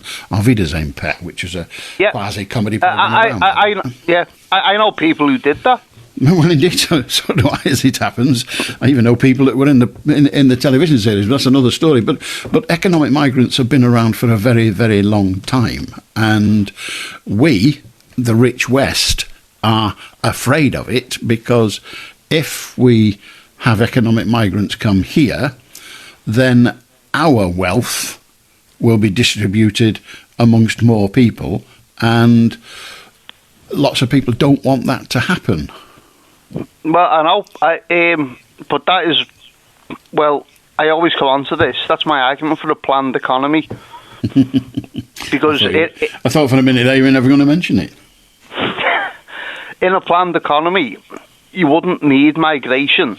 And if every country had a planned economy, everyone could work in their own countries. And I think that's a fantastic argument for it. And I know you don't disagree with me, but you just think it's not going to happen. Well, I don't think it's not going to happen. I'm fairly confident that the selfishness of humanity will make damn sure it doesn't happen. But it's sad to see things like the incident in Knowsley, because I'd imagine everyone on both sides of that mini riot, they're probably all working class. They probably all got the same problems. Well, they probably, many of them who were involved, many of the working class, as you use that expression, many of the working class, when there is insufficient work, turn into economic migrants. Evidenced in the 70s. So, you know, it seems wrong to criticise people who are coming here as economic migrants, wanting some of the work that we've got, when the chips were down for our workers, they went to other lands as economic migrants. I know. But like the organised society as you want, that's never going to happen. Neither is the sense of humanity that it's okay for me to do it, but them buggers aren't. That's the selfishness of the human being, I'm afraid, Chris. It is, but what I'm saying is that I don't condemn a British person going to work abroad or a foreigner coming to work here. As much as I don't like it, I condemn the system. Yeah. That makes that a necessity.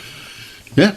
I'm happy to condemn the system. We don't live in a perfect world. The trouble is, we don't have a process by which we can make it better. Well, if everybody thought like me, then everything would be better. I know that sounds very egotistical, but well, no, I can hear right-wing people right now saying if everybody thought like me, it'd be a lot better. They have a solution to economic migrants, and that's shoot them when they get out the dinghy. No, well, my solution is to stop with war zones. I wasn't proffering that as your solution. I was saying that you say if everybody felt like me, if everybody believed what I believe, the world would be a better place. And the people on the right say that if everybody believed like I believe, the world would be a better place. And the people in the middle say, I don't actually think either of you know what you're on about. Yeah. Somebody's got to be right, though, haven't they? Somebody's got to be right, but unfortunately, that's not enough. Being right isn't enough. It doesn't change anything. And I think, as well as the economic situation, if we stopped funding wars abroad, there'd be less wars. We're involved in almost every war in the world because we do what America says. And America has started 94% of the wars since 1945. Well, I haven't done the calculation, and I'm happy to take your word for it. Chris, good to hear from you. Is it Eli or Ellie? Hi, Alan. On what the other guy said before. Which one? The last guy. Everyone thought the same. It would be a very boring world. Yeah. Do you agree with me? Yeah, if everybody felt the same way and believed the same things, it really would be a boring world, and worse than that, I'd be unemployed. Right. Getting to what I wanted to talk about is what would you define Mother Nature? I wouldn't. What do you define it? What would you describe it? I wouldn't bother describing it. I wouldn't give it a human concept at all. Mother Nature, how utterly stupid and patronising, but, you know, that's what people say. So, are you implying that Mother Nature is God? No, I'm saying I don't use the expression Mother Nature. It's humanifying a process whereby the world operates. So what do you believe controls everything? I don't. So nothing controls nothing. What controls the trees? Nothing will always control nothing on account of it being nothing and therefore unable to control anything. But I don't think there is some controlling influence that involves itself in everything that happens on Earth. So babies are born normally, nothing's controlling it. Trees sprout, nothing. Well, there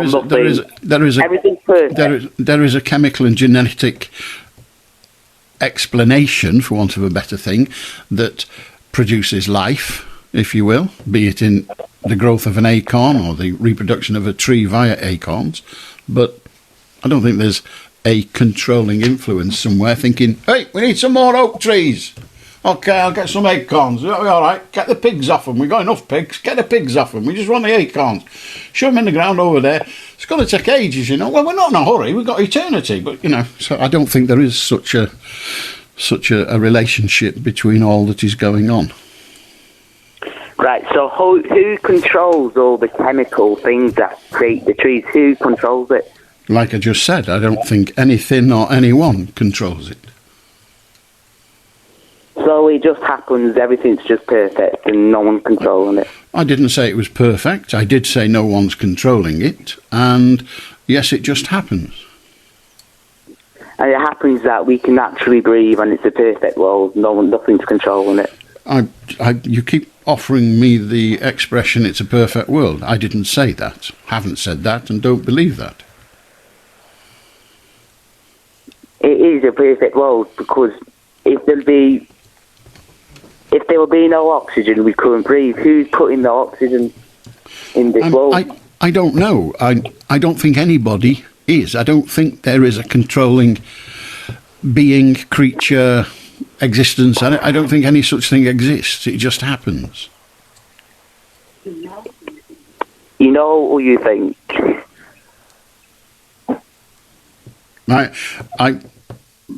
You asked me what I believe. That is what I believe. There is nothing controlling it. But according to what you're saying, I think it would be... Because how do you think that everything's just proportional and just... Well, Ellie, first of all, whether I think everything is proportional or not is irrelevant. Do you have a theory? Because I haven't got one. I think the whole concept of life and the interrelationship between the billions of different species on our Earth just happens. I don't think there's anything making it happen.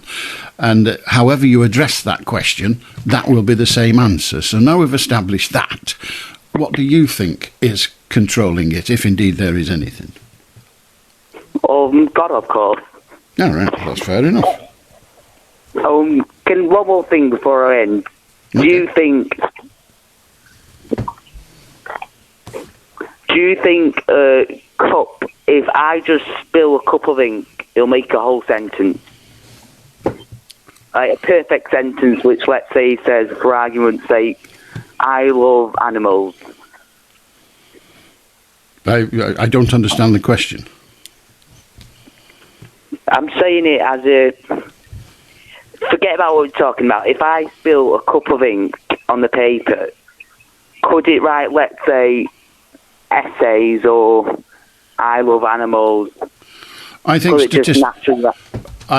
statistically it's unlikely, but in the trouble with the question, could it, I would have to render it totally and utterly impossible. I think statistically the chances of it happening are billions and billions and billions to one against at a guess, but it's the infinite number of monkeys question is what you're actually posing. Well, that's what you're saying happens with the world. It will just spill and everything's just made naturally. Then, Eli, you must make your judgments about my belief systems or lack of them in any way you wish. I'm just asking, according to what you're saying, you think that the world is just spilt. The world is just all just spilt like a cup of ink, and it's all just proportional and perfect. If that is how you interpret my lack of belief, then feel free to do so. Okay. Right, that's all. Thank you very much. Cheers. Bye-bye now. 0800 218 2255. How do Tony? Hi, Alan. You okay? I'm very well, thank you. Back to the first time call you had shortly. Vicki, the blind lady. Mm-hmm. She said she climbs rocks and ladders. Mm-hmm. With no fear. I don't know whether she said no fear. She said no sight. No sight, yeah, but okay. She can't see what we'd see going up a ladder or on rocks. That is the nature of blindness, yeah. But she's a brilliant lady. All credit to her. I've never met her, so I don't know. But she sounded interesting, yeah. Yeah. My first point was Darwin, the guy you were talking to. Mm-hmm. Said he was the greatest bloke on earth. As if I got Columbus. And Well, Columbus just made a great big mistake. What was that? He thought he'd found India. The world was round. He thought he'd found India. That's why it's called the West Indies. He thought he'd found India. Yeah. He thought, if I carry on going, I'll find India, I'll get to India. And he didn't. He got to what we now call the West Indies, but that's how they're called, the West Indies. So Columbus, clever as he was at sitting in a boat and pointing it, he got it wrong. But wasn't it him that was credited for discovering the world was round? No, I think... Not flat. No, well, so you don't mean round, you mean global. Circular. Well, not circular, but global, like a globe. I don't know whether he is credited with that, is he? I think he is, I don't know. Oh, well, what are you doing? You think he is, or you don't know? Which are we going with? I'm sure he is. Okay, well, he didn't sail off the end of the planet anyway. He didn't sail off the end of the planet. He didn't sail off the end of the planet, that is for sure. So he did establish that, well, the evidence he offered was, I didn't fall off the end of the planet, and I now convince you it's round because I'm in India. Well, actually, you're not. You're in America. So we'll rule him out then. What about Einstein? What about him? Is he cleverer than Darwin? Or are they about the same level? It's hard to measure, isn't it? They're dealing in different things. Yeah. But brilliant brains. Yeah. Like the guy that died in the wheelchair, Stephen Hawking. Well, we don't know he died in a wheelchair, but the guy who used a wheelchair died for sure, yes. Brilliant brain, absolutely brilliant brain. That's that one over now. Can I just go to cameras? Cameras as in photographic devices? All the ones that pick you up on the street, anywhere you go in Britain. Oh, right, so you Are mean... you for or against? CCTV? Right. Are you for or against? I don't think there is an absolute answer to that. It has merit and it has use. The difficulty always with technology isn't the technology, it's the use to which it is put. Now, I'm perfectly comfortable with the concept of speed cameras, despite historically having to spend money as a result. I'm perfectly comfortable with people filming me as I walk round the streets, if there is a reason beyond wanting to control me and others. So it depends to what use they are put. When the CCTV is used to find somebody who has murdered another individual, then I think I'm glad they're there. That's my point. If you're not going to commit crime, why would it bother you being on a camera? Well, it bothers me. I do feel that it's an intrusion. The gist is, or the issue is, whether I believe the intrusion to be sufficient, and how much control do we want to give to those that operate them and use the information? Because quite frankly, I have to trust anonymous people, and I'm not good at that. Trust them on what? If you're not doing anything wrong, what you've got to be worried about? Well, it depends on your definition of wrong, really, doesn't it? Well, you're not going to shoplifting. But that's not the only use to which they can be put. Let's say, for example, and I'm not, by the way, but let's say I was a very famous person and I was having an affair, which is nobody's business but mine, the person with whom I'm dallying, and my partner if I have one, and maybe my children. But let us say I'm going about that, and somebody sees it on a CCTV and decides to sell it to the press. And my life, my child's life, my paramour's life and my wife's lives are turned upside down. I don't approve of that use of CCTV. But that is the risk we take by having it. So, like many other things, it has merit, but it also comes with risks, and you can't escape that it is an intrusion into somebody's life, which without good cause shouldn't happen. But then you were doing something wrong if you're having an affair.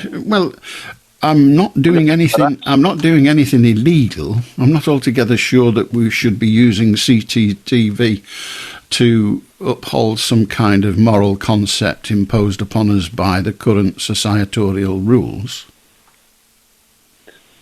Well, who would get hold of that evidence and tell your wife anyway? Well, I don't think the police would tell.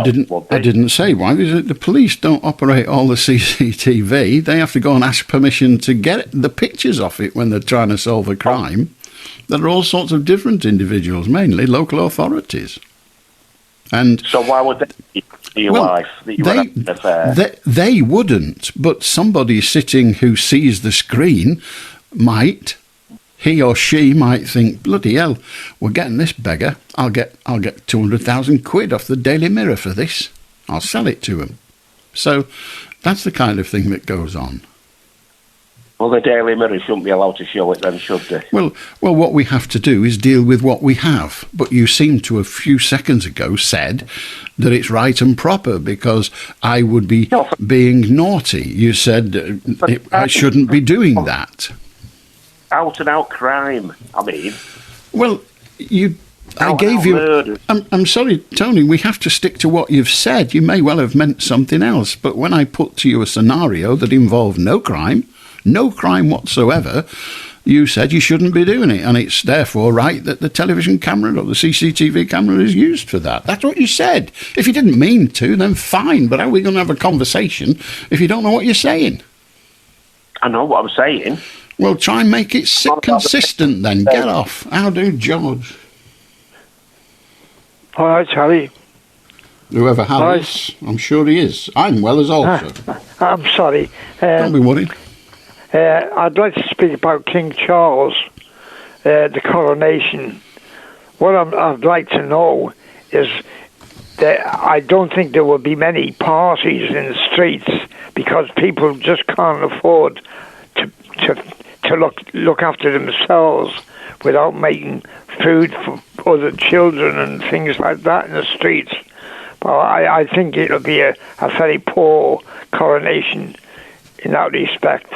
There won't be many people who can afford to go out in the streets and give money to make food for other people.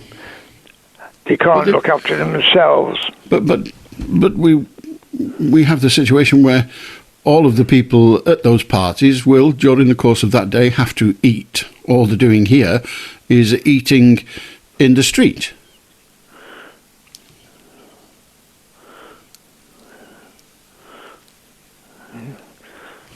Well, I think it's all wrong. That if they want people, why doesn't King Charles give some money towards it? If that. Because he's a tightwad. Yeah. Okay, Ali. I'm sorry, Allan. Don't be sorry. Harry, George, Bill. Doesn't matter what you call me as long as it's not late for breakfast. How do Keith? Oh, hello there. Hello there. Just a couple of jokes, Allan. Oh, good. There's a chap and he thinks he's a real man about town. Wears a medallion and has bleached hair and all that. Anyway, he calls it Butcher's Shop and he says, give us a couple of lamb chops. And then he says to Butcher, how old do you think I am? And he looks at him, he said, about 33. He said, I'm 56. I've always looked after myself and I'm still a man for the ladies. Anyway, he goes to, next thing he goes to the bus stop. And there's an old lady there and to get chatting. And she says, I'm 78 and I'm still dancing. Life's been pretty good to me and all that. And then he says, right, he said, how old do you think I am? She said, you're 56. He said, I think that's marvellous. He said, but how do you know? He said, I was stood behind you, butcher's shop. Very good. What was the last one is, there's an elderly couple, they're in their 80s, and they're looking into their wardrobe. And she picks an item up and puts it on, and then she says, isn't that marvellous, George? She said, 60 years I've had this, and it still fits me. And he looked at her and he said, it's a bloody scarf. Right, okay.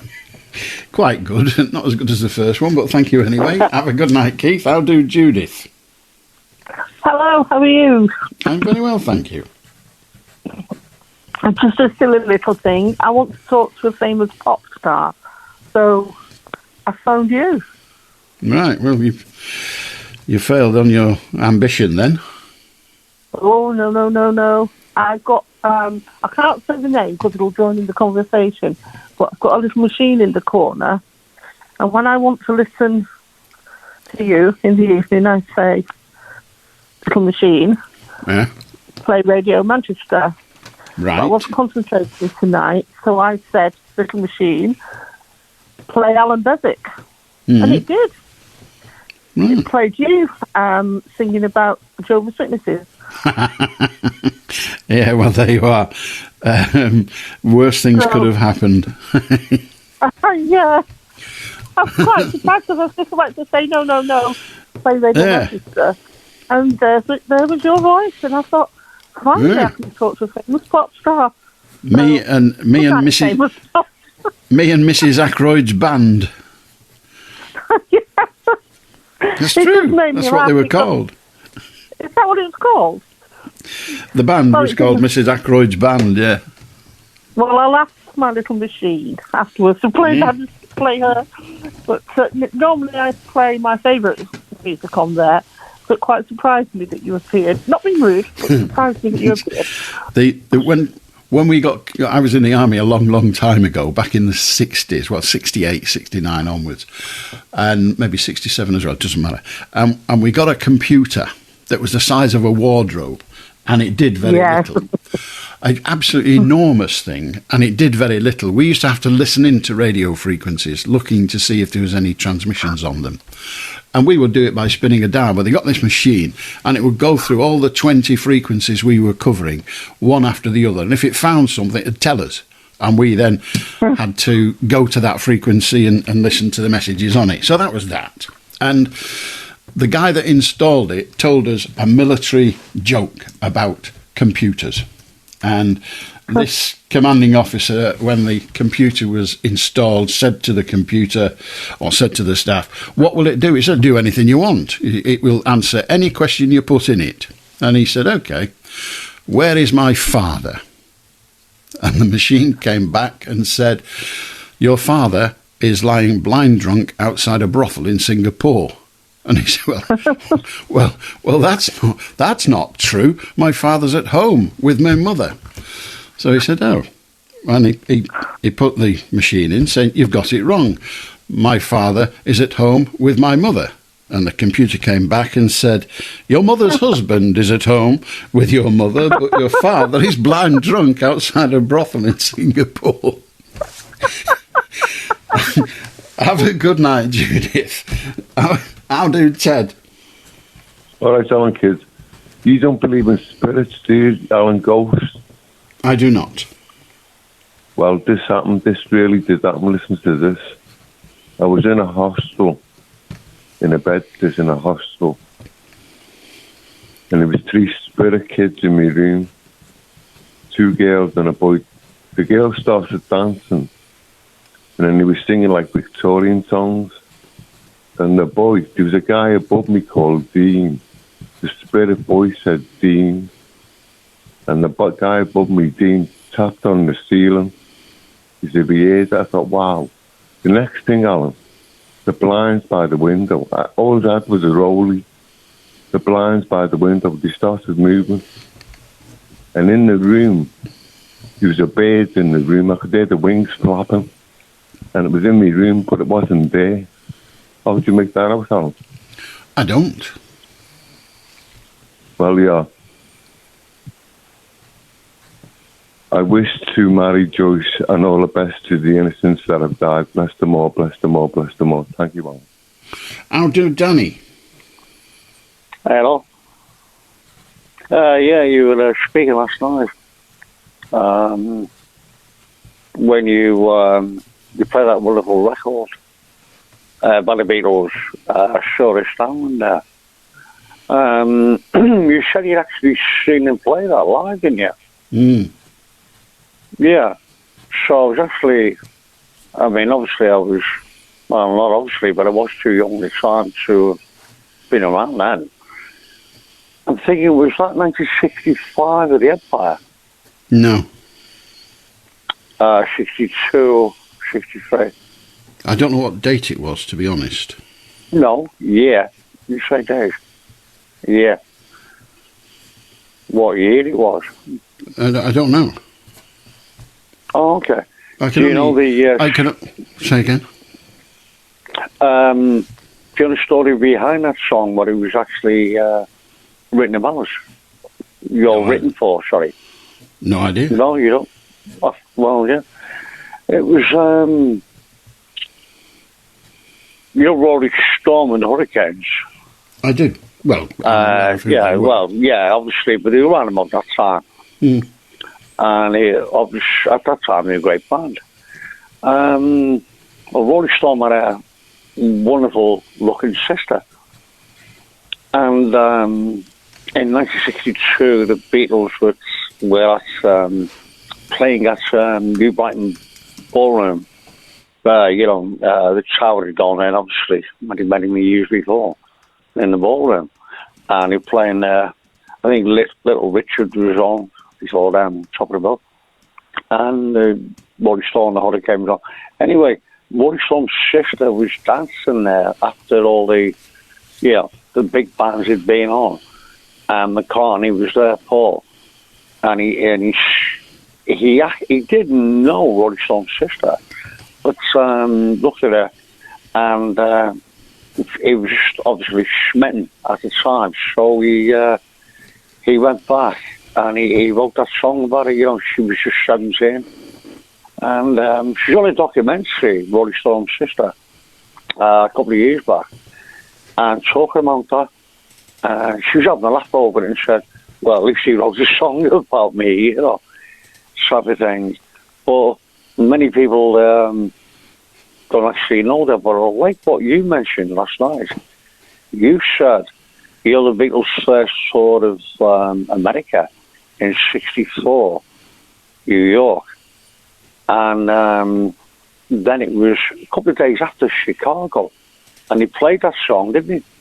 I don't know. In the concerts. Yeah, well, I thought that's what you meant when you were talking about the crowds and things like that. Which, well, it was probably was fantastic, really. But you actually seen them play that, didn't you? I did. I saw them play it at the Bell Hall in Warrington, and I've just looked up the date, and it was the 20th of July. It was the 20th of July, 1962. Yep. Yeah. 62, yeah. Fantastic. Yeah. In Warrington, yeah. Mm. Well, they played, as you've already alluded to, they played all the tiny club places all around the northwest, really, and beyond, but predominantly around the northwest. Yeah. Along with many others from the Mersey beat.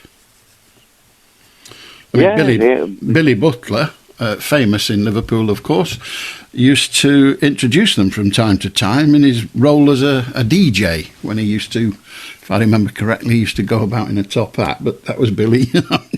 But he'd introduce them. He'd introduce them many a time. Yeah. So I was going to say as well, if you don't mind, about the best mother, Mona Best, lovely lady. Mona Best, the best mother. She was known at the time as Mother Best, and she used to arrange. The reason she was Mother Best, Mother Beatles, not Mother Best. Of them. she used to look after them, like to make the arrangements, for all the bookings, before they made it big. And obviously before Pete was, sacked and that. And as a lot of people know, she was born in India, Mona Best. But she wasn't actually Indian. A lot of people think she was actually, from India, Pete Best's mother. Well, if she was born there, she was from there, but not. No, I don't mean that. I don't mean that. She was very proud of that, and so would I be. She was very proud of it. I don't mean that. What I mean is because she was so, she had, so people have told me who knew her, jet black hair and absolutely wonderful looking lady, that type of thing. In that respect. She ended up with Neil Aspinall, the Beatles roadie, who became the head of Apple in the Apple company in the end. Mona wasn't alive at that time, but for many years together.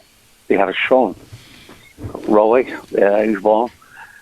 But what I want to let a lot of listeners know, even though she had many, many traits, because she was born in India, and she looked at it. But her mother and father, Mona Best's mother and father, they were from, they were from Northern Ireland. They were army officers. They were in the British Army, and I mean, were quite high ranking, who went over to India, settled there with the British Army there. And then Mona, she was born in 1918 or something like that, or just before the First World War. And they were there, stationed there. And then she met Johnny Best, the boxing promoter, my father's promoter, in India. For some reason, he was over there and took Mona Best with Pete, who was born then, 1940, took them back over to Liverpool. And he lived in West Derby. Right, yeah. Well, it's just a little bit of, things that people don't realise, because a lot of people always thought that lovely lady was she was as beautiful looking as the Indian ladies were, but she wasn't. There was no Indian extraction. Well, I have a bit of trouble with the concept of the Indian ladies were beautiful. It sounds on the edge of doing your best to be nice, but racist. Good night. 0800 218 2255. Indian ladies are like English ladies, Irish ladies, Welsh ladies. Some are pretty, some are not, because they're just human beings of the female form. How do, Katie? Oh, hello, Alan. Hi.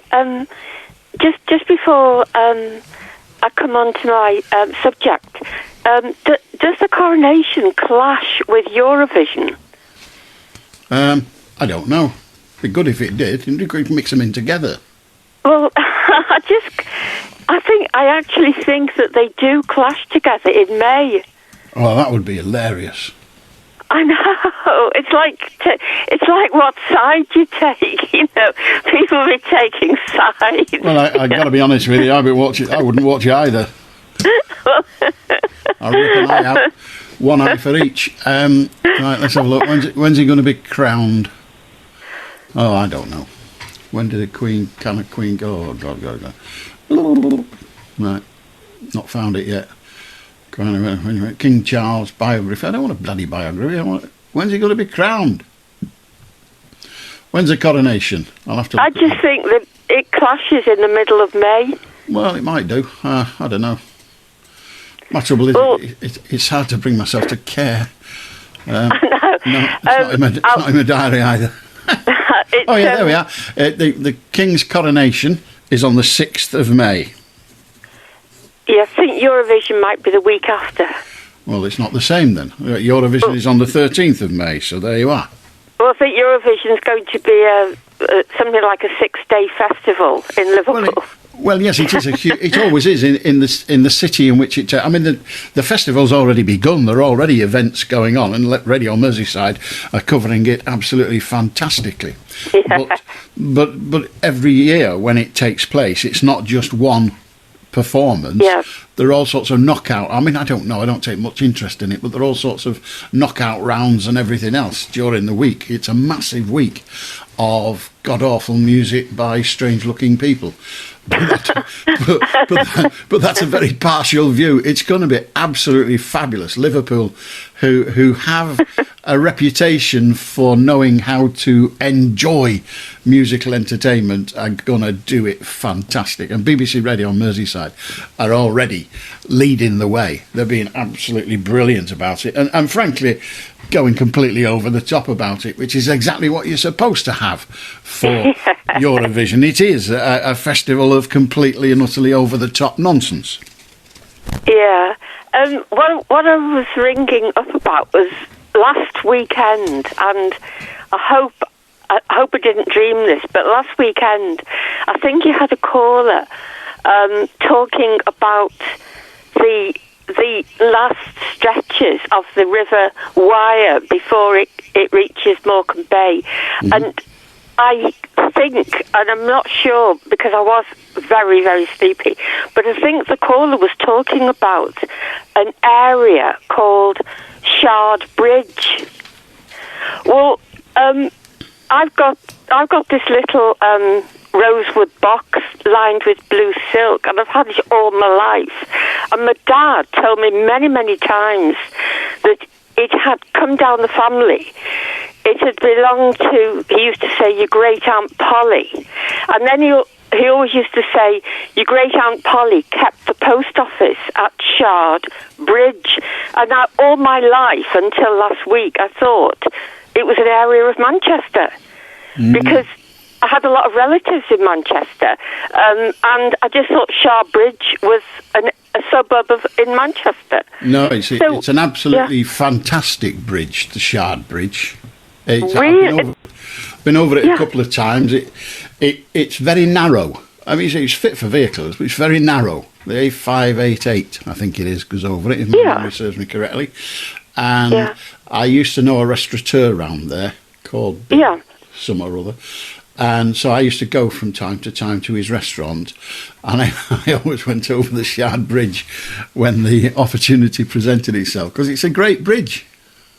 Well, is it like a hamlet or a village there?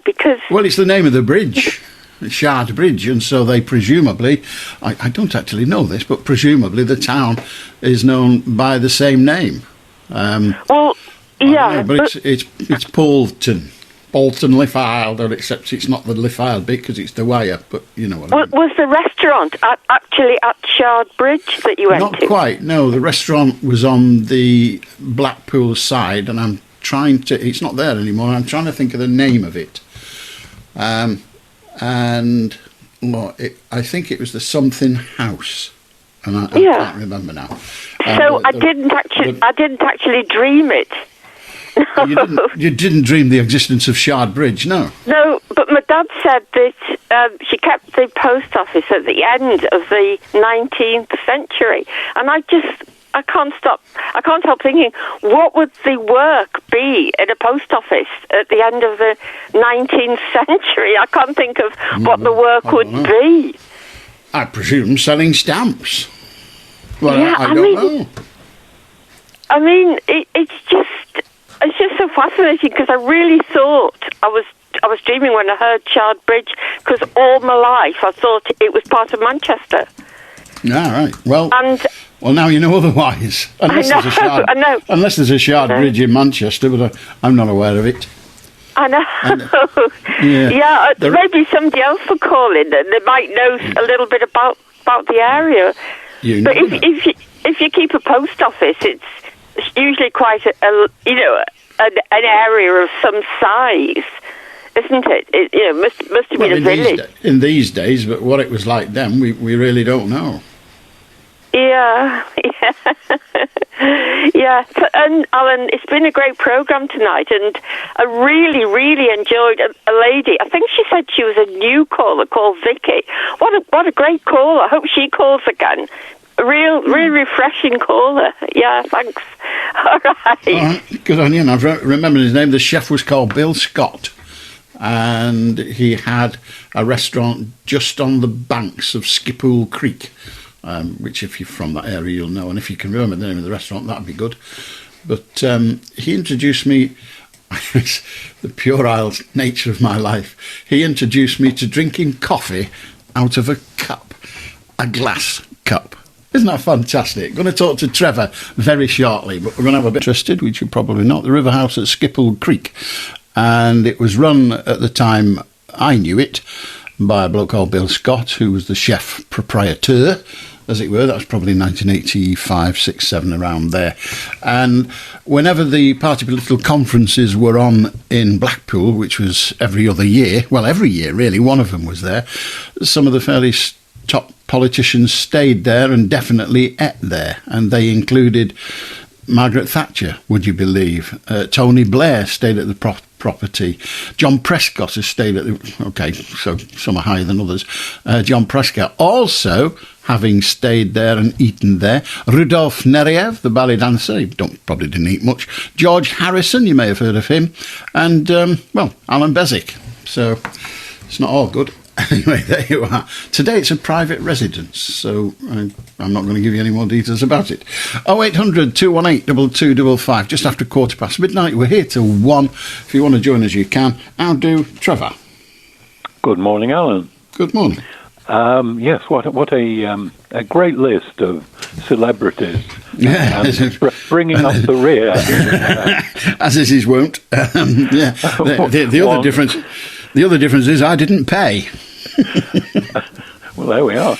I held an auction for Bill Scott's mother, who was a fundraiser for one of the epilepsy charities, and he asked me if I would do the auction, and I went down and I did the auction, and he said thank you very much and gave me a cup of coffee in a glass, and I'd never had that before, and I quite liked it, and I never asked for a fee or anything like that, and he never mentioned one. I thought, well, I've done it now, that's the end of it, and I never even got anything to eat.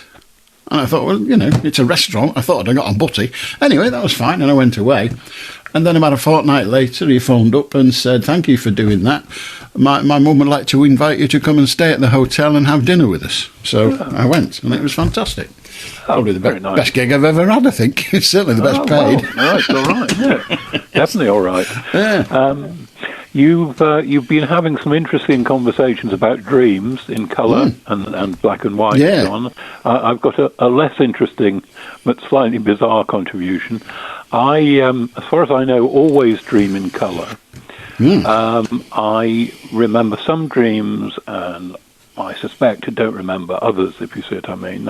It seems to be just before, if I'm dreaming just before I wake up, it kind of... Anyway, occasionally, and this is a bizarre bit, you crop up in my dreams. And for some reason... for some reason, when you crop up in my dreams, you're a slightly lurid orange colour. Well, it's not far off the truth, to be honest. And I just thought if there's a dream interpreter out there, they might like to offer an explanation of what happens to you in orange. They're probably hiding under the stairs at the moment. I'm not touching that with a barge pole. Right. I'll just give you, lateness of the hour and all that, I'll give you one cryptic crossword. It's no good without Bob, 8 letters. It's no good without Bob? Think perhaps, he said, adding a clue of his own, of a comedian. Mortimer? A bit older era. Monkhouse? Hope? There you are. Yeah, Bob Hope. Yeah. No good without. I saw Bob Hope. You'd never guess where I saw him do his bit. Go on. The Guildhall in Preston. Wow. He told a great joke. He is, you know, and Bing Crosby were great buddies. And told jokes about each other all the time when we're both absolutely fanatical about golf. Yeah. And I said I was golfing with Crosby just recently, and while we were golfing, he was bit by a snake. And he fell to the ground, and he was lying there, wriggling and squirming and generally making a nuisance of himself. So I ran back to the clubhouse because I knew there was a snake expert in there. And he said, I described the snake, and he said, well, that's poisonous. That's a bite from that is fatal. And he said, and he was lying there with a bite on his bottom. And I said, well, what can I do? He said, you're going to have to suck the venom out. And I went back, and there was Crosby running about holding his posterior, where he'd been bitten by this poisonous snake. And he said, what did the experts say? He said you're going to die.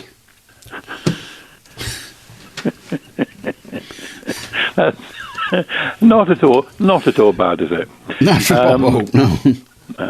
Right. As always, I've been taking an interest in the more minor stories in the papers, Alan, and I noticed that Prince Andrew is back in the news as a streaming channel announces a film called Scoop about the famous interview and how it came about. And it's provided an opportunity for some mildly amusing headlines.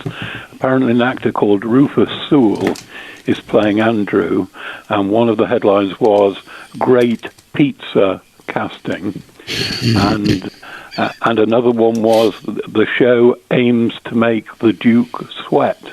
And anybody who saw the interview will knows that he claims he cannot. And the pictures, some of the most revolting pictures you can imagine, was this slobby fat guy with sweaty armpits.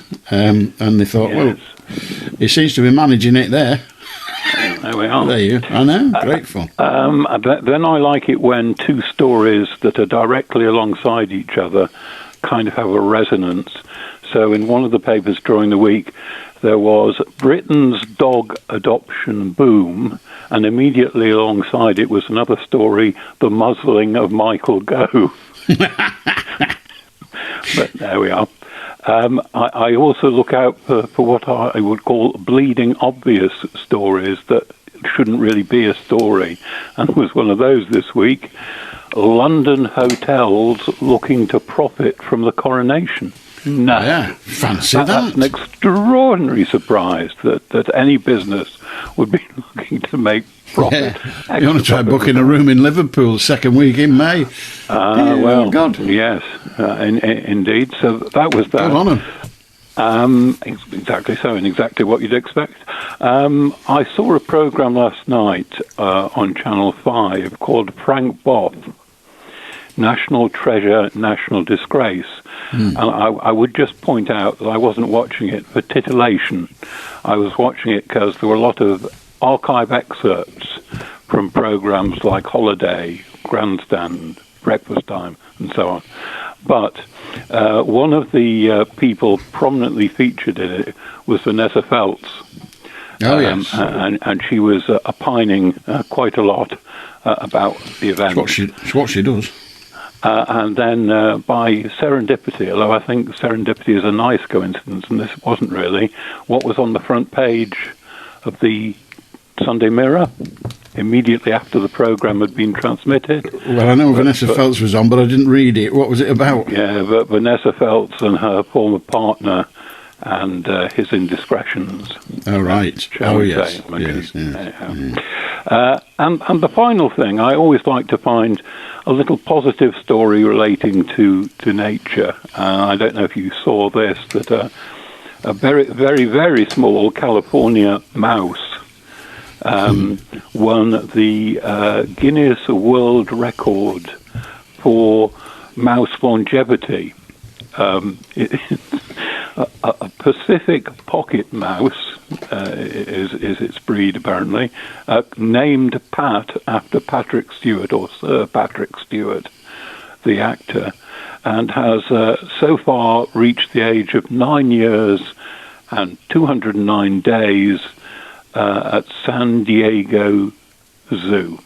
So well done, Pat, on reaching or getting the accolade of the world's oldest mouse.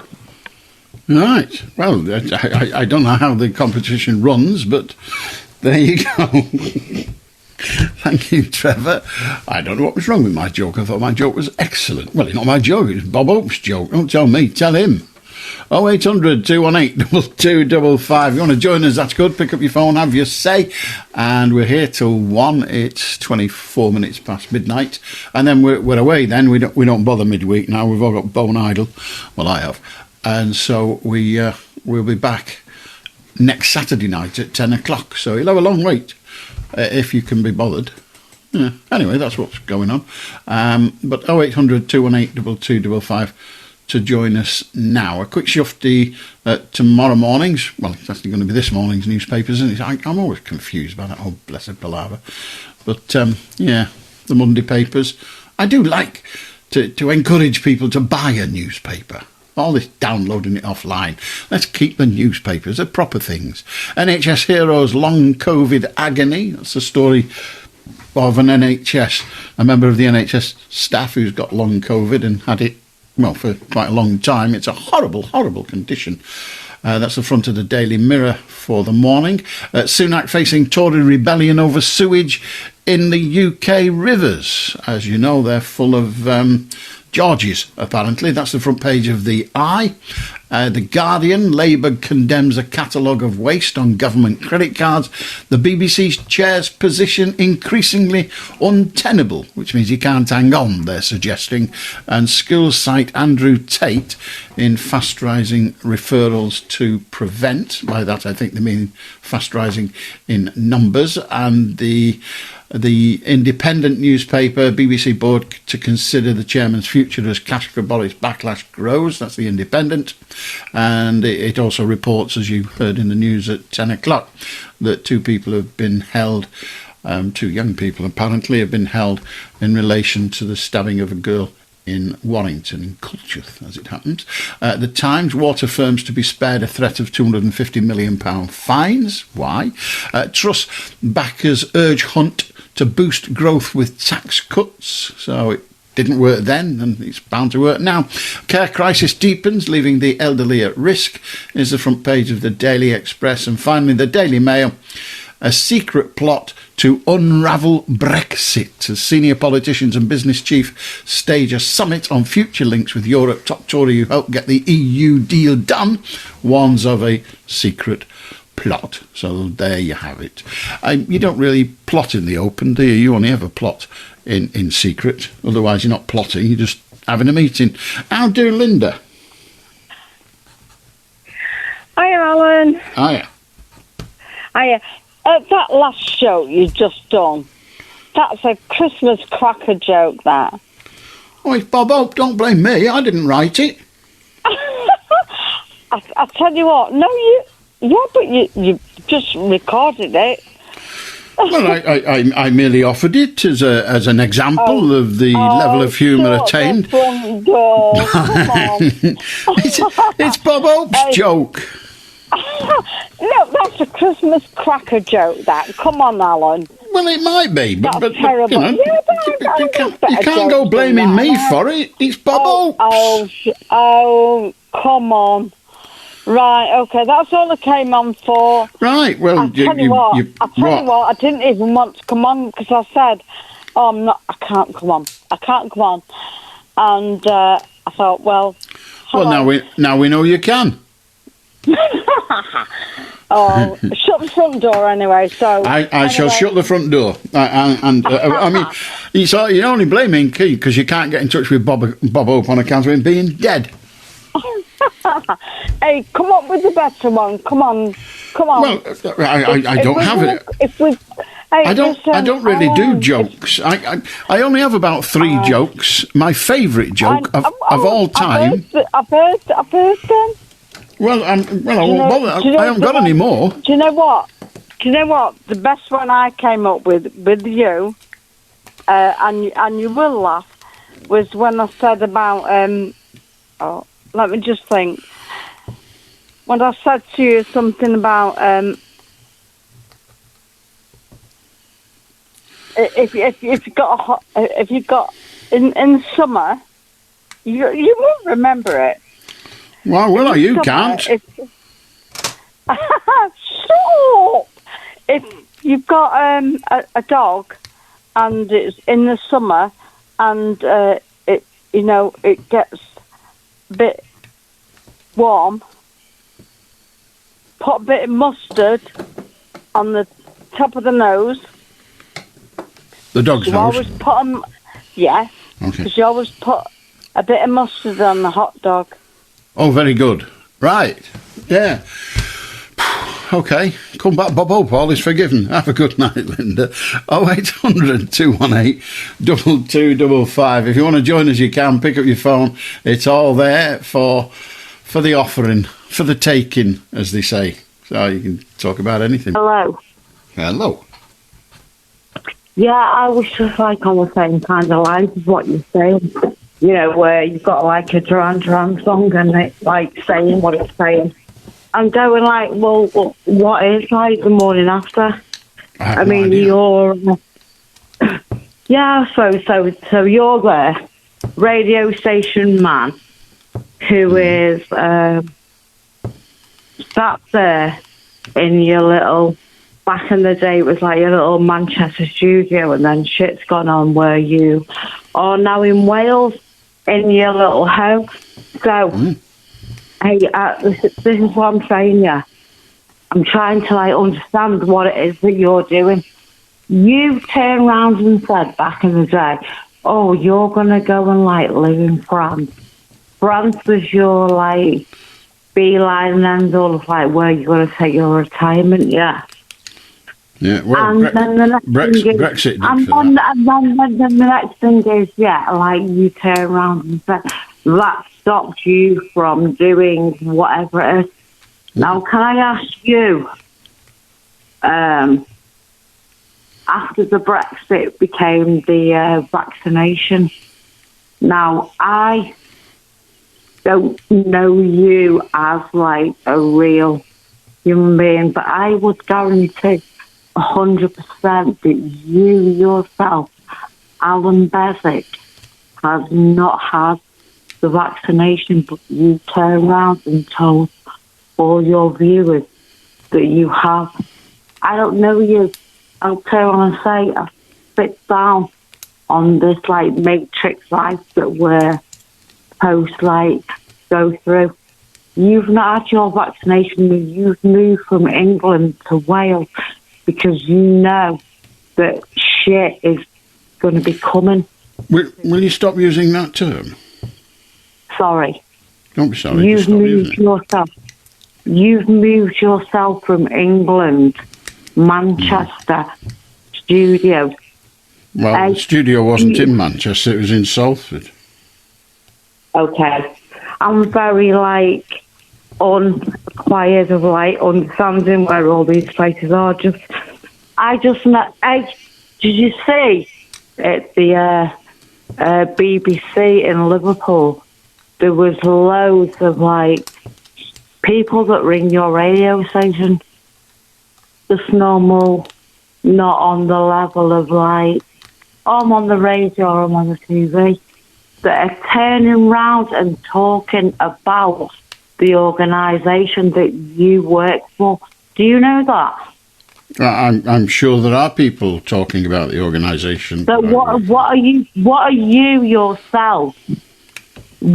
yourself doing about an organisation that you sit there and listen to the public complaining about the world, let's say, and you're just quite happy to sit there and believe that you're listening to us complaining. You see, these people, the people that run your radio station, think that you're going to do something about it, where we're all very mistakenly led. You're just like nothing. You're just something that's... Hang on. Good night. Take your filthy mouth somewhere else. How do, Jacqueline? Paradar. Oh, you have a problem, don't you, sometimes? No, can I just read you something instead of Mars Ridley? You know, Wrigley chewing gum. And this is funny in one way, and another way, people say, oh, don't find them, I'll pay them. A U.S. workplace safety regulators have fined a Pennsylvania factory after 2 workers fell into a vat of chocolate and had to be rescued. Can you just imagine some people say, don't rescue me from this vat of chocolate. There used to be an old joke about people who fall into the beer vat, men who fall into the beer vat, and they say, did he drown? He said, no, but he had to get out 3 times for a wee. Anyway, the Mars Wrigley factory in the city of Elizabethtown was fined more than £12,000. And I can see all these people, I'll give them £12,000 if I go and sink in this vat of chocolate. And it was really strange, wasn't it? You know, that, oh, please leave me in this vat of chocolate. Don't rescue me. I just thought it was quite funny. Yeah. They had to cut a hole in the bottom of the partly full tags to get them out. And you know, these chocoholics, don't get me out, leave me here, I'm happy. Just a bit of fun. Well, Nobody died. Nobody died. Indeed, they enjoyed their moments in the chocolate. Mind you, if you work in the chocolate factory, you're probably sick of chocolate. Yeah. They used to say, I don't know how true it is. I mean, it's probably untrue, but they used to say if you worked at Rowntree's or Cadbury's, they used to say, eat as much of the chocolate as you like, because you know by the end of the week you won't eat any more after that. You'll be sick to the back. That's right. I don't know how true it is, but that's what they said. But I can imagine some part-time, these were part-time workers, they didn't actually work in the factory. Oh, leave me where I am, please, don't rescue me. Okie dokie then. Good night, Jacqueline. Telling the story of someone that fell in a vat of chocolate and decided that they'd be rescued, or someone decided they'd be rescued, and she thinks, yeah, could have left me another half hour. I shouldn't have called that lady what I did, but, you know, if you're going to tell me to F off, then eventually you'll go away as well. How do Abba... What? Somebody just spoke to me, I don't know who it was. How do Abba sing Winner Takes It All while you're here? Remember the film director, what was his name? Somebody Winner. Forgotten his first name. Michael, that's it, Michael Winner. I don't know why they made me think, well, the winner, I guess, was what made me think of it, but I've other people to think how I came up with him, I don't know. Anyway, 0800 218 2255. How do Andrew? Hello, Alan. I hope I find you well. You do? I know, I can understand something, you have such a varied caller and all that. But I do remember speaking to you about 9 months ago. And what we spoke about is, obviously now it's in the news, the BBC, Sky, everyone knows about it, about British gases, not British Gas.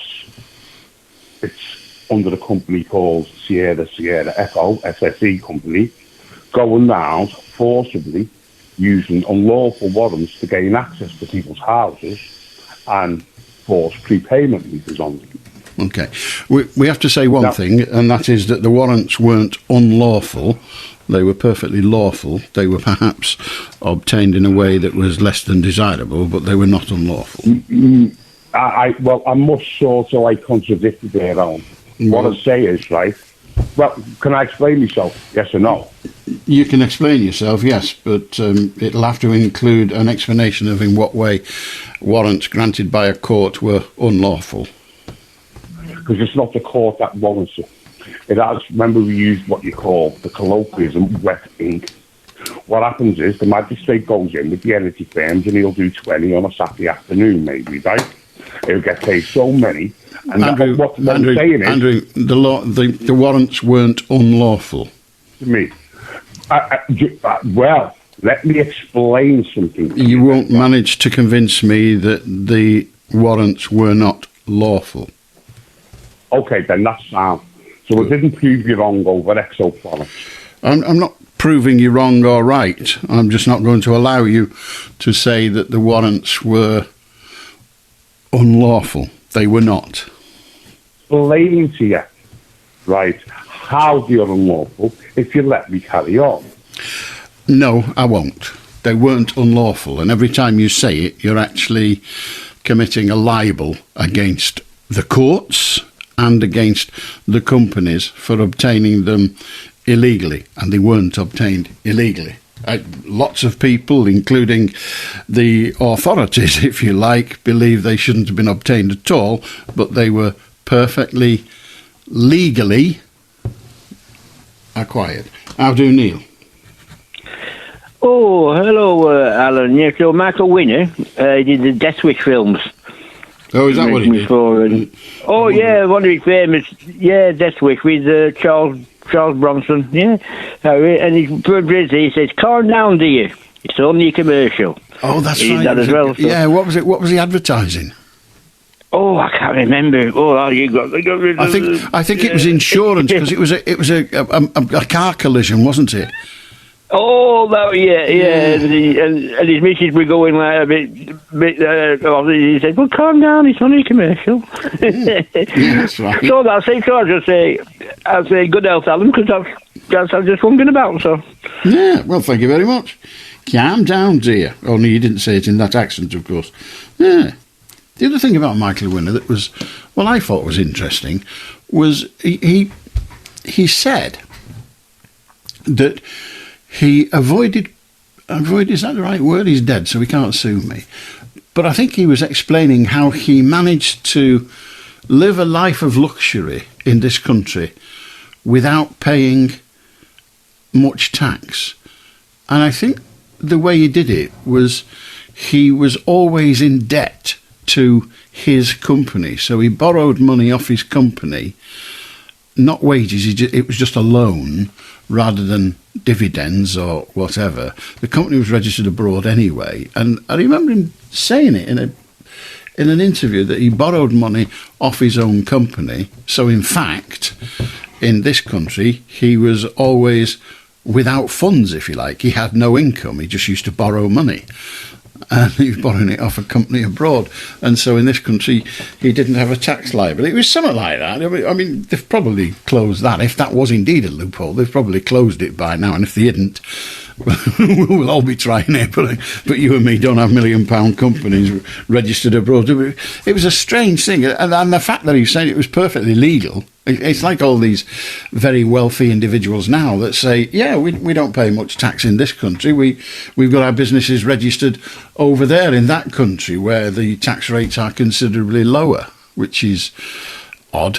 But it's just weird, isn't it? I mean, why don't rich people enjoy the fact that they're rich and just pay the amount of tax that is due on their richness? On the basis of, as we all know, you can't take it with you. You know? I mean, if you've got, like those people, billionaires, if you've got £1 billion, you're never going to spend it. And if you've got 10 kids, they're still going to get 100 million each when you die. So what's the point? Why don't you just pay your taxes and do good things with your money? It seems to make sense to me. I don't think we can go tonight without playing Lisa Stansfield. I know it's a lot of music in this last half hour, but blame the Americans, not me. It's the damn Super Bowl, which, in fact, once this programme's over, you can hear, I believe, on 5 Live, which is rather disturbing. Anyway, Lisa Stansfield, fantastic voice, fantastic song. Walk around on this frequency. You'll get 5 Live at 1 o'clock, and it will involve live commentary on the Kansas Chiefs versus the Philadelphia Eagles in the United States Super Bowl, and they're in the second stanza